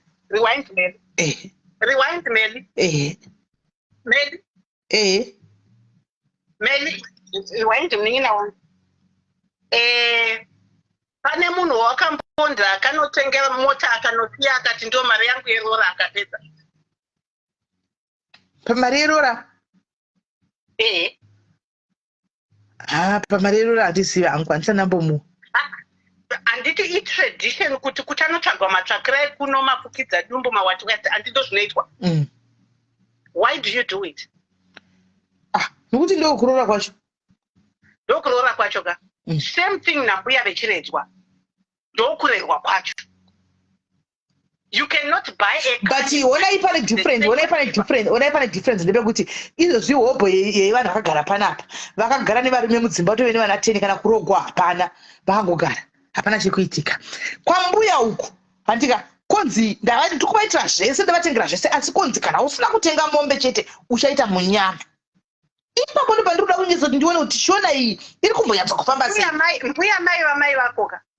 Ndizvo ndikureva ka ndikuvachengeta ndikuvaitira zvese handi asi ndozongodza kunzi zvese uri kuvaitira zvako uri kuvachengeta chaizvo vari happy. Kana usina kutenga mombe inotsika iyi kuenda nayo kuti munyama uri kuuya. Hazviti because pavanga vakakuchengeta vari kutokuchengetawo. That's why zvichibhadharwa kuna mai vamai vako. Ende zvichiitwa muhama dzavo dzichizviziva. Not kuti baba vako varipo, baba sekuru vako varipo iwo whatever. Zvinotoinvolva nehama dzavo. Zvine ma-spiritual elements ari mazviri. So ahead kuti mombe dzinotaurirwa idzi. So ahead kuti mombe inotaurirwa. Wakachengetwa nemudzimu wausingatoziviwe usine inewe. You were under an umbrella yevanhu vasine inewe. Ini guys ini vakova ndiri kuhwisai but handisi kunyatsa kuti klika musoro mangu ipapo. Ndati kune vanhu vakaregwa vakanongwa kukukwa vakanongwa vakaregwa vakatonogara nevarume. They are doing so well ngati mupenyu hapana chinonetsa. Why does it have kuti kwayo ukasadai so uno kuti vange tiri kushona iyi ameno zvedzinza zveculture izvi hanimoona ameno zveculture izvi but kwete vamwe vanhu kuti vakabuda vari kuzimbabwe kuvari vana vadiki vakaenda kudiaspora vaenda kudiaspora anjika vakasvika kudiaspora vakatanga kuita zvinhu zvavo havana kumbodzokera kana kuafrica mumbonoita zvinhu zvavo mukutaura izvi. They are just doing okay mukati mupenyu hwavo vatosvika pakuchembera hanimoona. Maybe you don't know what happens in people's lives. You know what they tell you and you know what they want you to see. This is one thing chemupenyu chokuti never ever look at a book and judge it by its cover. Iwo zvauri kuona zviri mavhitivhiti izvozvo maybe munotova nehonye dzisingaperi mukati mazvo. Teachers, yeah, that's exactly what I'm trying to say pano. Zviri kunzi hazviiti kwanzi unogona kuzviitako but still mombe inozongodiwa. That is my point exactly. You cannot say watenga grocery ndachengeta mbuya ndatenga hembe ndachengeta mbuya. Kana wakarerwa nambuya ukasabhadhara mombe yechirerwa hausati watanga.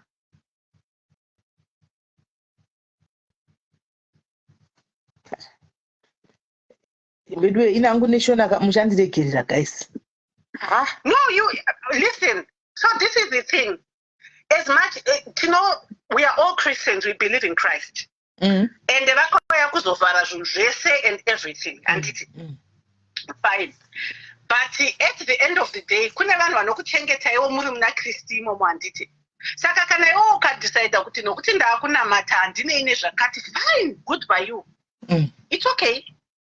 But let me tell you this. Munhu ane mvelapi yake. As much as we want to refuse kuti kana nava Kristu tachinja, that's why Matthew achitaura pamusoro pegenealogy yaJesu. Yes, the physical element yaJesu, not the spiritual. For Jesus to come kuti amanifeste kwatiri, he had to come in a human form. That human form is respected.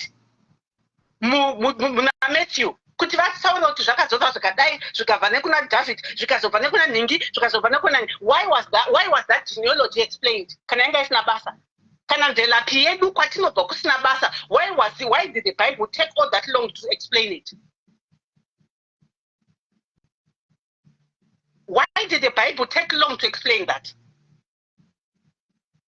Why is it kana uchinge warwara vanobvunza jini rako kuti kwenye kune vanhu vane BP here? Kana makuda kutanga you pick and choose where you want to use your genes and genealogy. Anditi saka iri jini rakakuchengeta harisi rako riacknowledge uriripe utende. Yeah. As long as it's three emotional blackmail, it's really right. No, it's not.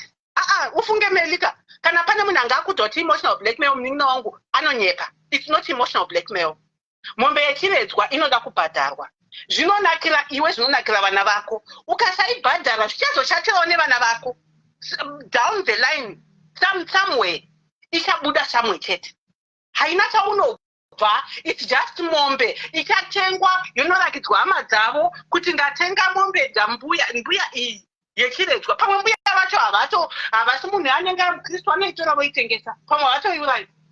But the fact kuti vaigamuchira, she has acknowledged it.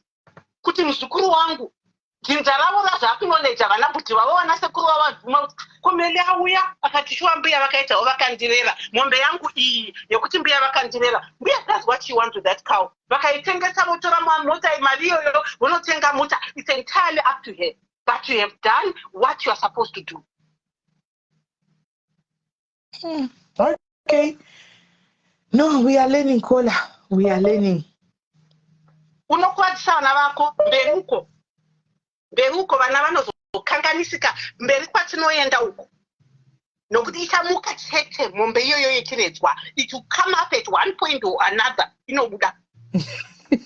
Zvanzi zvanditoriwo mombe pachezvayo saka iyi mombe yacho ndoitenga nei.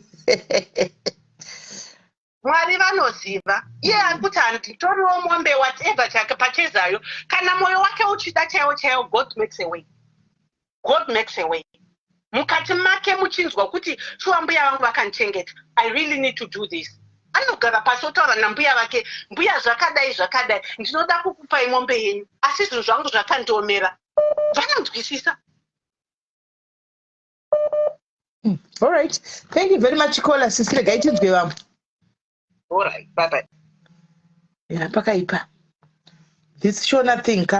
Hello, Kola. Hello. Hello, Kola. Hello. Yes.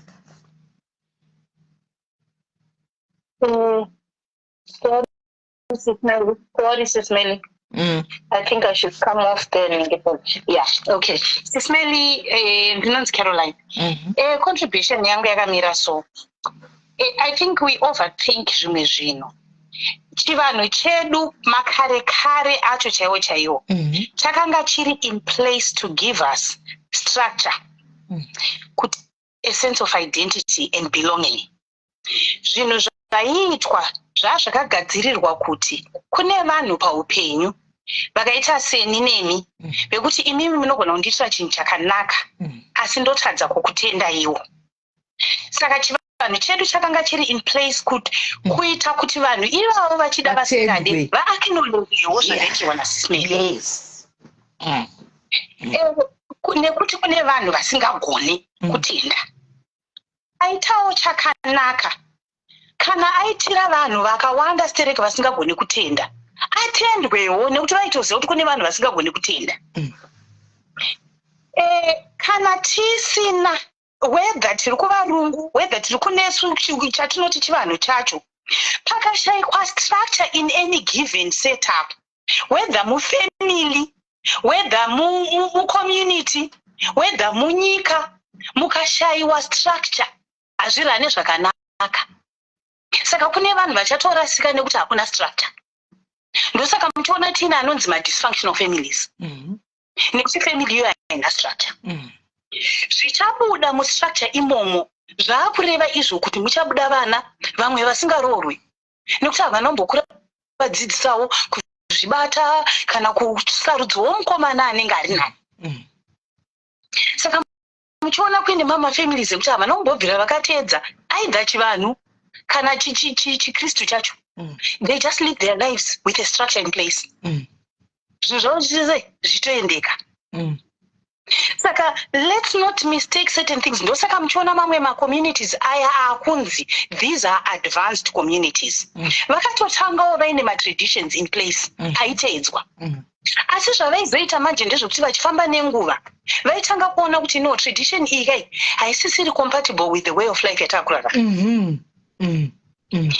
This is now too old-fashioned. Ngatichizvisiyai tichiisawo zvinofambirana nenguva. Ndosaka akunzi ma-advanced communities. Vayawo manje vamunoona vamwe vatinotoshorawo vekuti vanongoramba vaine imwe tradition so iyoyo tradition iyo inogona kutosunga futi zvinhu. Nekuti mwana ari kufanira kuendesa mwana wake kuchikoro kuyunivhesiti akutombosungirwa play kuti anofanira kumboenda oneta matombstone evanhu 8 vakatosiyiwawo nevamwe vanhu vakararama upenyu hwavo pamwe vakatoita dzimba dzavo vakaita michato yavo vakanakirwa neupenyu. Asi asina ari kutonetseka ndiye akunzi aiwa pane matombstone 8 esaya ari kuda kuitwa aya akutoregedza kuendesa mwana wake kuyunivhesiti nekuti akumboconcentrata kuti matombstones aitwe. Matombstones they are there for us kuti tirambe tichirecognize kuti ningu wangu akararapa. Simple. If you look at vana vakarerwa mune dzimwe nzvimbo dzekuti nanhasi hakusisina kana munhu vana ivavo potentially they are having the time of their lives vachiita upenyu hwavo hwakarongeka simply because vakangowana structure. Pavakamborerwa pacho ipapo pachine vanhu paive nestructure in place yairatidza kuti ngatiende direction yakadai ngatiende direction yakadai.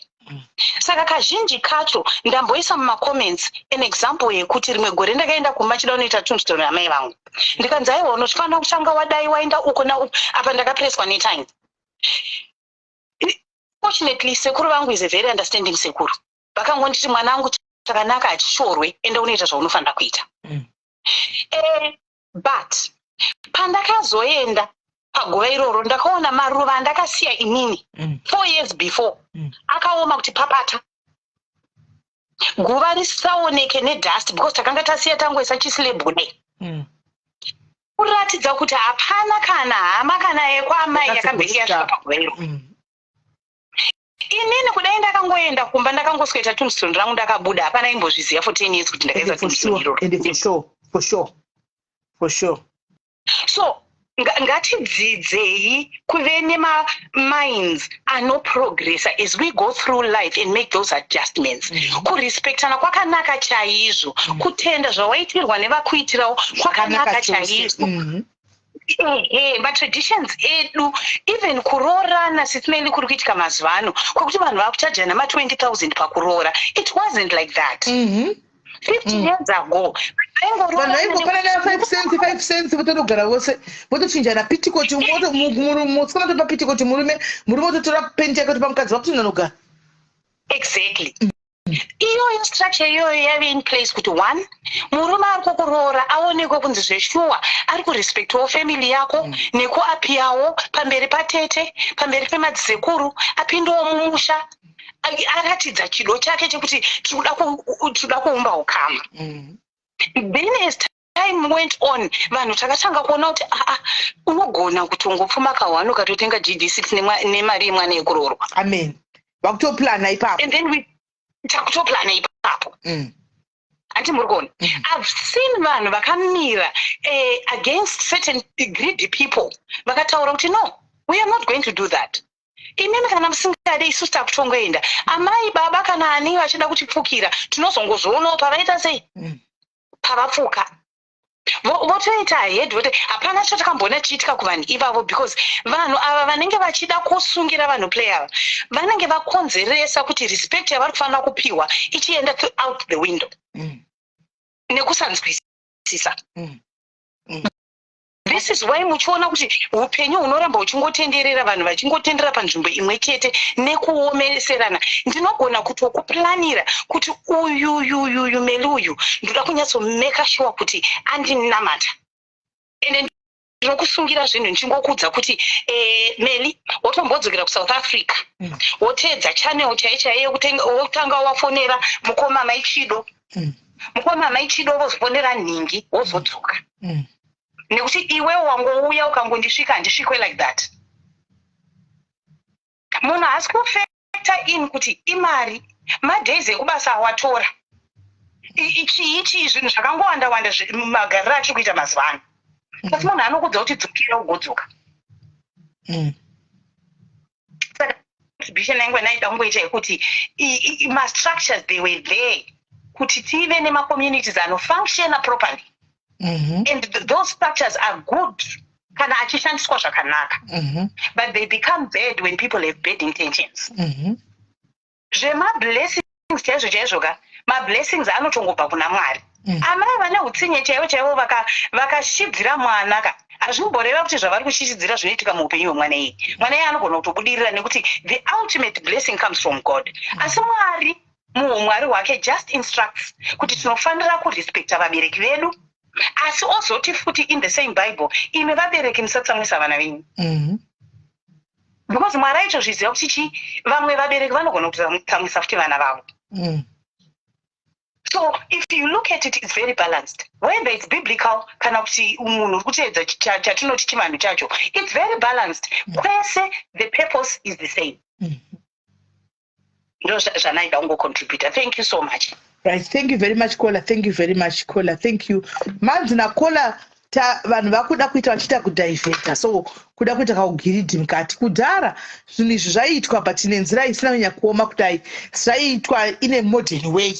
And zvinhu zvapa zvaenda zvichiimprova nekuchinja kuri kuita zvinhu andika, but ndokapenda kemainzwa tichiri kungoramba takangobatirira pakungoti ende iko zvinezvi even nekumaroora chatombotaura nyaya yevamarriage siyo iyi, nyaya dzemalisi ari kuuya mazuva kuti unodzionawo sei.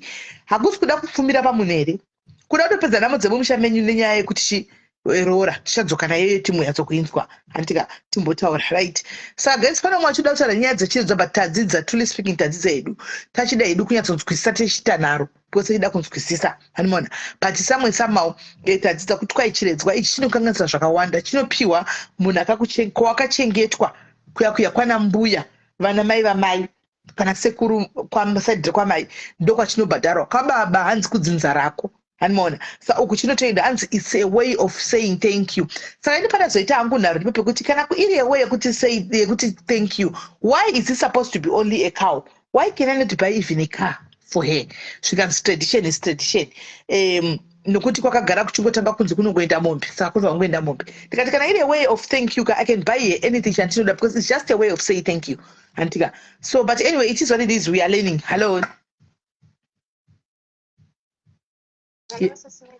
yes kola muri sei ndiri right muri sei mushe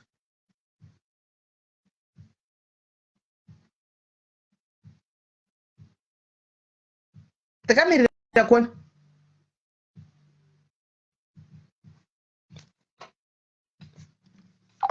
right hatisi kunyatsokuvanzwa saka anyway kwanzi tradition kunongodiwa mombe chete ndodzongodiwa kudiwi chimwe chinhu kunongodiwa mombe saka kana wakanga wainisa mari guys uchiti ndiri kuendesa mari kwai mari haikaunti panodiwa inotsika nemakumbo 4 mombe muchitotanga unounganidza mari yemombe futi munotenga mombe moenda naayo kwaharari kubhorodo muchitinha mombe iyoyo kukukola halo Smiley. Yes. Okay, inda ndiri kutodzidzawo ipapa panoti ndine issue yangu iri kuti ndinetsawo yekuti ndakachengetwa nastep mother. Saka mai vangu vakashaya nditi chiri mudiki. Ndobva ndazosara ndichigara nababa vangu nastep mother. Step mother vakanga vachirorwa nababa vangu vachizoti munhu ane vana vake. But tazoti takura tavawo kunze kwenyikawo ndakazonzwa uchinzi step mother vakazouya kumba baba vangu vakazoshayika pavakangoshayika baba vangu ndopatakaparadzana step mother vachiendawo kupi kumusha kwavo isi chisara uchipamba pababa vedu vakazonzi vakauya indiri kuno kwandiri hangu vakazonzi vakauya vakatanga kuridza mhere kuti mwana uyu haangambondikangani zvakadaro ndakamuchengeta saka hapana chinofa chakaitika chakanaka mukati muupenyu wake kana asina kutanga andiripa anofanirwa kuti andiripe ndokuti zvinhu zvese zvigoendeka mukati muupenyu hwake saka indochiti inini ndofanirwa kuvaripa chii nokuti munhu uyu akauya pana baba vangu achiziva kuti munhu uyu ane vana vake saka chandovafanirwa kuvaripa chii inini ndaidya sadza rababa vangu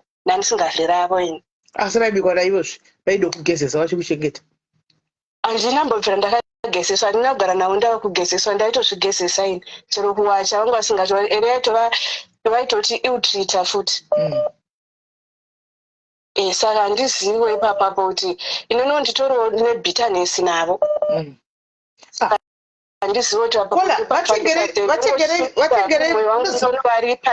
vatengere mabhulompoti unoziva mabhulompoti aya zvaiswa pamaroom divider zvimambwa 3 chinoti chimbwa chihombe chidiki chepakati chiya watengera nemandiro maplate ekangwa aya aive nefishi mukati akaita kabrown so seti yemaplate mabhulompoti ako kana kuti seti yemateacup wotenda usvikubve hongovatumira kuti makaita basa makandichengeta makaita enyuwo vasendera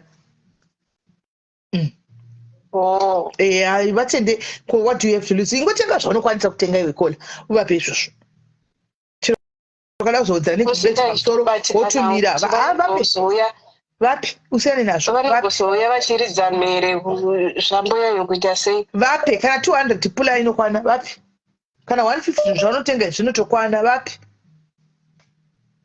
vape usiyane nazvo vatengere mapambusa ako mupepustoitika zvinhu zviniti inda ndichitooma musoro chaiko brother wangu akatondudza kuti aiwa ingova ripa indindaenda ndiri kutooma musoro saka ndichiteererawo pano pachirongwa chenyu ndatoona kuti zvimebhindihachisi chiredzo chari kuvapa uri kungovatenda chete kuti makaita iyi makanichengeta ndiro dzako dzakaita brown kabrown dziva dziva kandiro idzi dzaive nefishi mukati dzakaita kachibrown so Dzichiripo kukananawo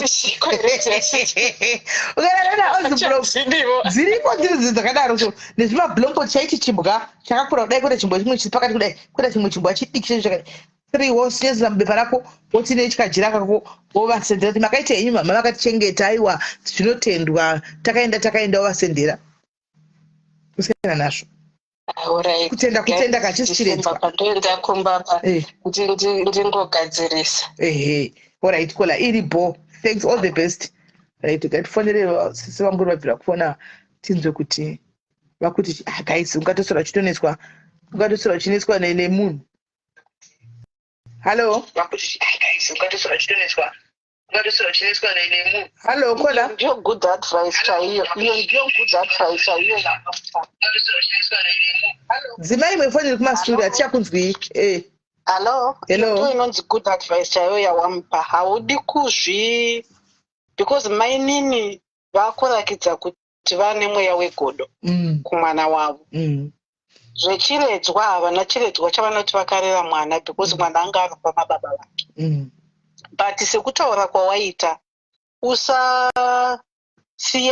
usapa munhu an opportunity yekuti akukanganise just iye ngaabvunze kuti vanodei nokuti ndiro idzodzo dzisasvika zvikanzandi dzedidzo dzava kutaura ndodziziva dzine hove mukati dzine fishi mukati ndodzozerarava vadzidi kudii iye vanongotenge kuti vari kubhadhagwari vari kungotengerwa sepresent aiho iye ngazive kuti vanodei kana kuvatsvakira outfit chaiyo munhu ari griti anokutambudzamudza mere kuvabvunza tinodei unoda mumbembiri infact kana akavatengera maybe idzo poto dzako idzodzo neoutfit akavatengera poto idzodzo neoutfit yake ava vasi vekupa mari nekuti maonero andatovakashata vanotora mari iyoyo vakaenda kana kunovatengera gumbesi kuti zvinhu zvake zviwire mudondo vavatengere negumbezi vanovapa nematomiko kana anovatengera outfit gumbeze ndiro dzine hove pasi nezvinhu zvake zvawataidzodzo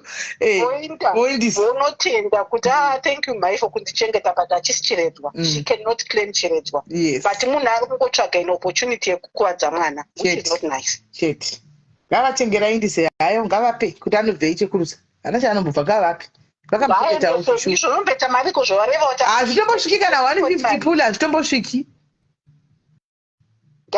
ngazvinde utanga vanorama upenyu hwake because mhere yavakanoridza iyoyo kuda kukusumudzira mhepo inorevei inomusumudzira mhepo mhere yavakanoridza vati yo wekani maiwe zvavari kusumudza ipapo hazvidi vari araundi vanotodawo kumukanganisa vatoinzwa mhere vachatopinda nemumhere yaapinda namo imomo saka iye ngaangogadzirisa zvawareva wamupa advice yakanaka zvekuti ovapa zvavanoda vakabvunzwa kuti vanodei inoti vangati vanoda zvakawanda kepi inotoda zvakawanda inokudza kuti ndiri inokutokudza kuti ndoda mombe nhatu dzinotsika kuti kutoita sokuti kutoripiswa vari nhudzireka ngaangoti kakanyarara atingakanyarara otumira sekuru vake sekuru otumira bamnini vake kana vatete kana ani sekuru amheno kuti vanosvitsa kuti makaita basa takapiwa nemwana kwanzi makaita tonzi vanozviramba here chete aiwa ngasiyana nemwana ngasapa mari noti akapa kuti mari vanoigadzira akapa mari vanoigadzira ngasatombopa mari ngavape zviri zvino vapa zvachose aiwa mari asavapa ngavape zviri zvino vapa mari zvachose chokwadi alright my name thank you very much Okoma thank you what an interesting topic but anyway guys tadzidza panhasi tagumira pano netopic yedu ngatisangane mangwana tichitaura panyaya yeroro mangwana ngatisangane zvakati tichitaura panyaya yerora nerora list ratiri kuona mazuva ano isi nerora chairo chairo chii chinombonziwa nano chinonzi rora chi haisi union yevanhu 2 here zvekuzobvisirana mari izvi hazvisi zvekungoti paroda kuti paumbokama here sei taakunonyora vaprado pamalisti yerora apa munhu anenge achinzi ari kunyorerwa prado iroro list reprado iroro rinenge nema$10,000 hana kana neform 4 orefu chai hana chero dai akave neform 4 chero akave nemadhigiri ndo paungaisa mazilist aya matoona panapaya toda kuziva chinonzi vabereki toda kuti mangwana muve pavabereki mudzidze kuti hamusi kutengesa vana venyu nokuti mauta kunge mutotengesa vana kuti kunge makutotengesa vana venyu cheko chaiko baba vane vakatamira ndiri kuda iphone ndo painonyogwa ipapo ende unotonoya nayo animaona chii chinonzi rora hembe dzakafanana dziya zviya mene whatever tozodzidzawo mangwana kuti zviri kumbonyatsa kufamba sei vabereki vachidzidzawo kuti kurooresa mwana hakusi kutengesa mwana because wakawanda makufunga kuti kutengesa mwana hakusi kutengesa mwana handika. So guys, ndine good news pano. Good news dzekuti mwana wataitsvaga we14 years oya akawanikwa. Mwana katindira ndichange ndafonera macho ndimbowa kuti vari parifurere tifone tiwe nyaya mwana uyo awanikwa. Gesi kuti awanikwa aripi mwana akatiza kuenda kushelter ndokwanga ari.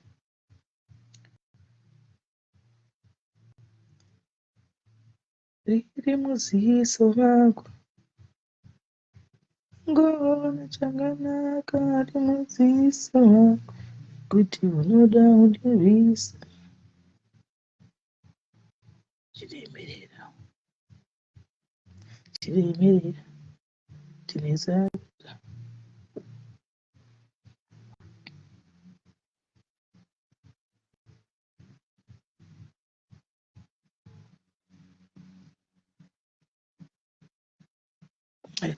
There's a message in the corner from my kids avainda. From my kids avainda. Yes? We say we both.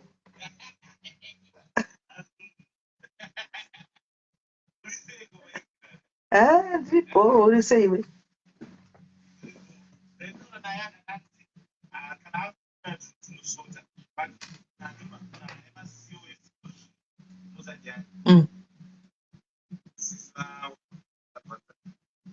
One.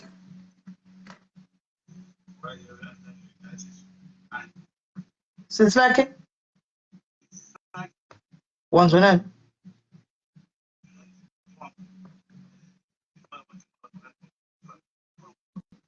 Those is here. Those is here. Those is here. Came here. But he took shema chema 51.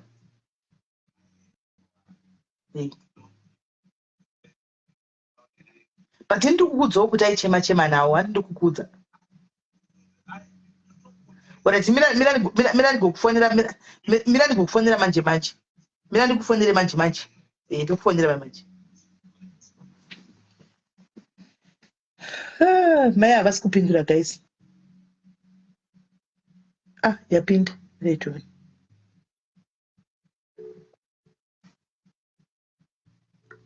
Kunzwawo waonzwa kuti kudi kwanzi kosi kudi aiwa pasi kutagwa zvikosi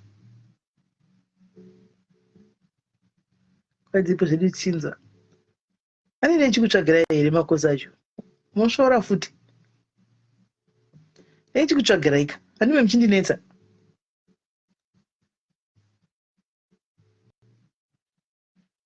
kwai pana rogwa mwana wangu I don't want ndimombeyo mind ndoda iPhone 15 Pro Max inenge yako kude kwane iPhone 20 haisi kupinda mai mwana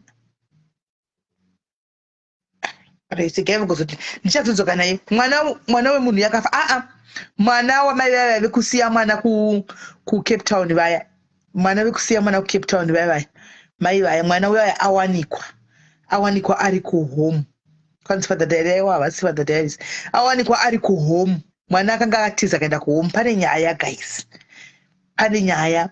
Regai nditangira tsvaga mai ava first. Pavandifonera vaine mwana vanga vaine vanhu asi vatobvatisa mwana ku place of safety. Mwana aitiza baba kumba. Pane nyaya. Mwana aitiza mudhara wake kumba. Saka ini kana ndavabata ndaisa message but asati yadeliver ndikatoya kufona high school I think magetsi hakuna. Kana ndavabata ndodzoka navo palife because ivo varitoziva kuti feedback inopa kudzoka kuvanhu. Anomaona asi mwana ari right anga akatiza akaenda kushelter. Mwana ari right zvake. Zvizhinji muchazozviwa. Zvizhinji muchazozvinzwa. Erai. Zvizhinji muchazozviwa. Ndotovati ndikati mwana yai mutoenda naye asi kutosisiya. I think zvinenge zvatoinvolva. Reka amene tigozonza zvakawanda. Mira igozonza zvakawanda. Haisi kupinda fona ingoti calling. Ingoti calling right. Ndisaka mudhara inamba kuya pacall paya Leonora. Mudhara achiti ngaedwe. Mudhara achiramba kuya pacall achita sokuti network iri kunetsa. Achizata nenyaya dzake mudhara. But anyway guys, ndokubata ika kana vangondibata mai vaya vaya. Ndongoya navo chete kana hello. kana ka 10 minutes live muzukuru wangu ndofunga kubhoikana mai ari woga musitting room pamakatuni apa anomaona ndofunga ari pamakatuni apa ari woga kubhoikana mashana tatovata pasofa menu saka mwana ari right mwana ari pari right saka ndokubatai guys musaenda sisi magi ndikufonera izvo so guys don't go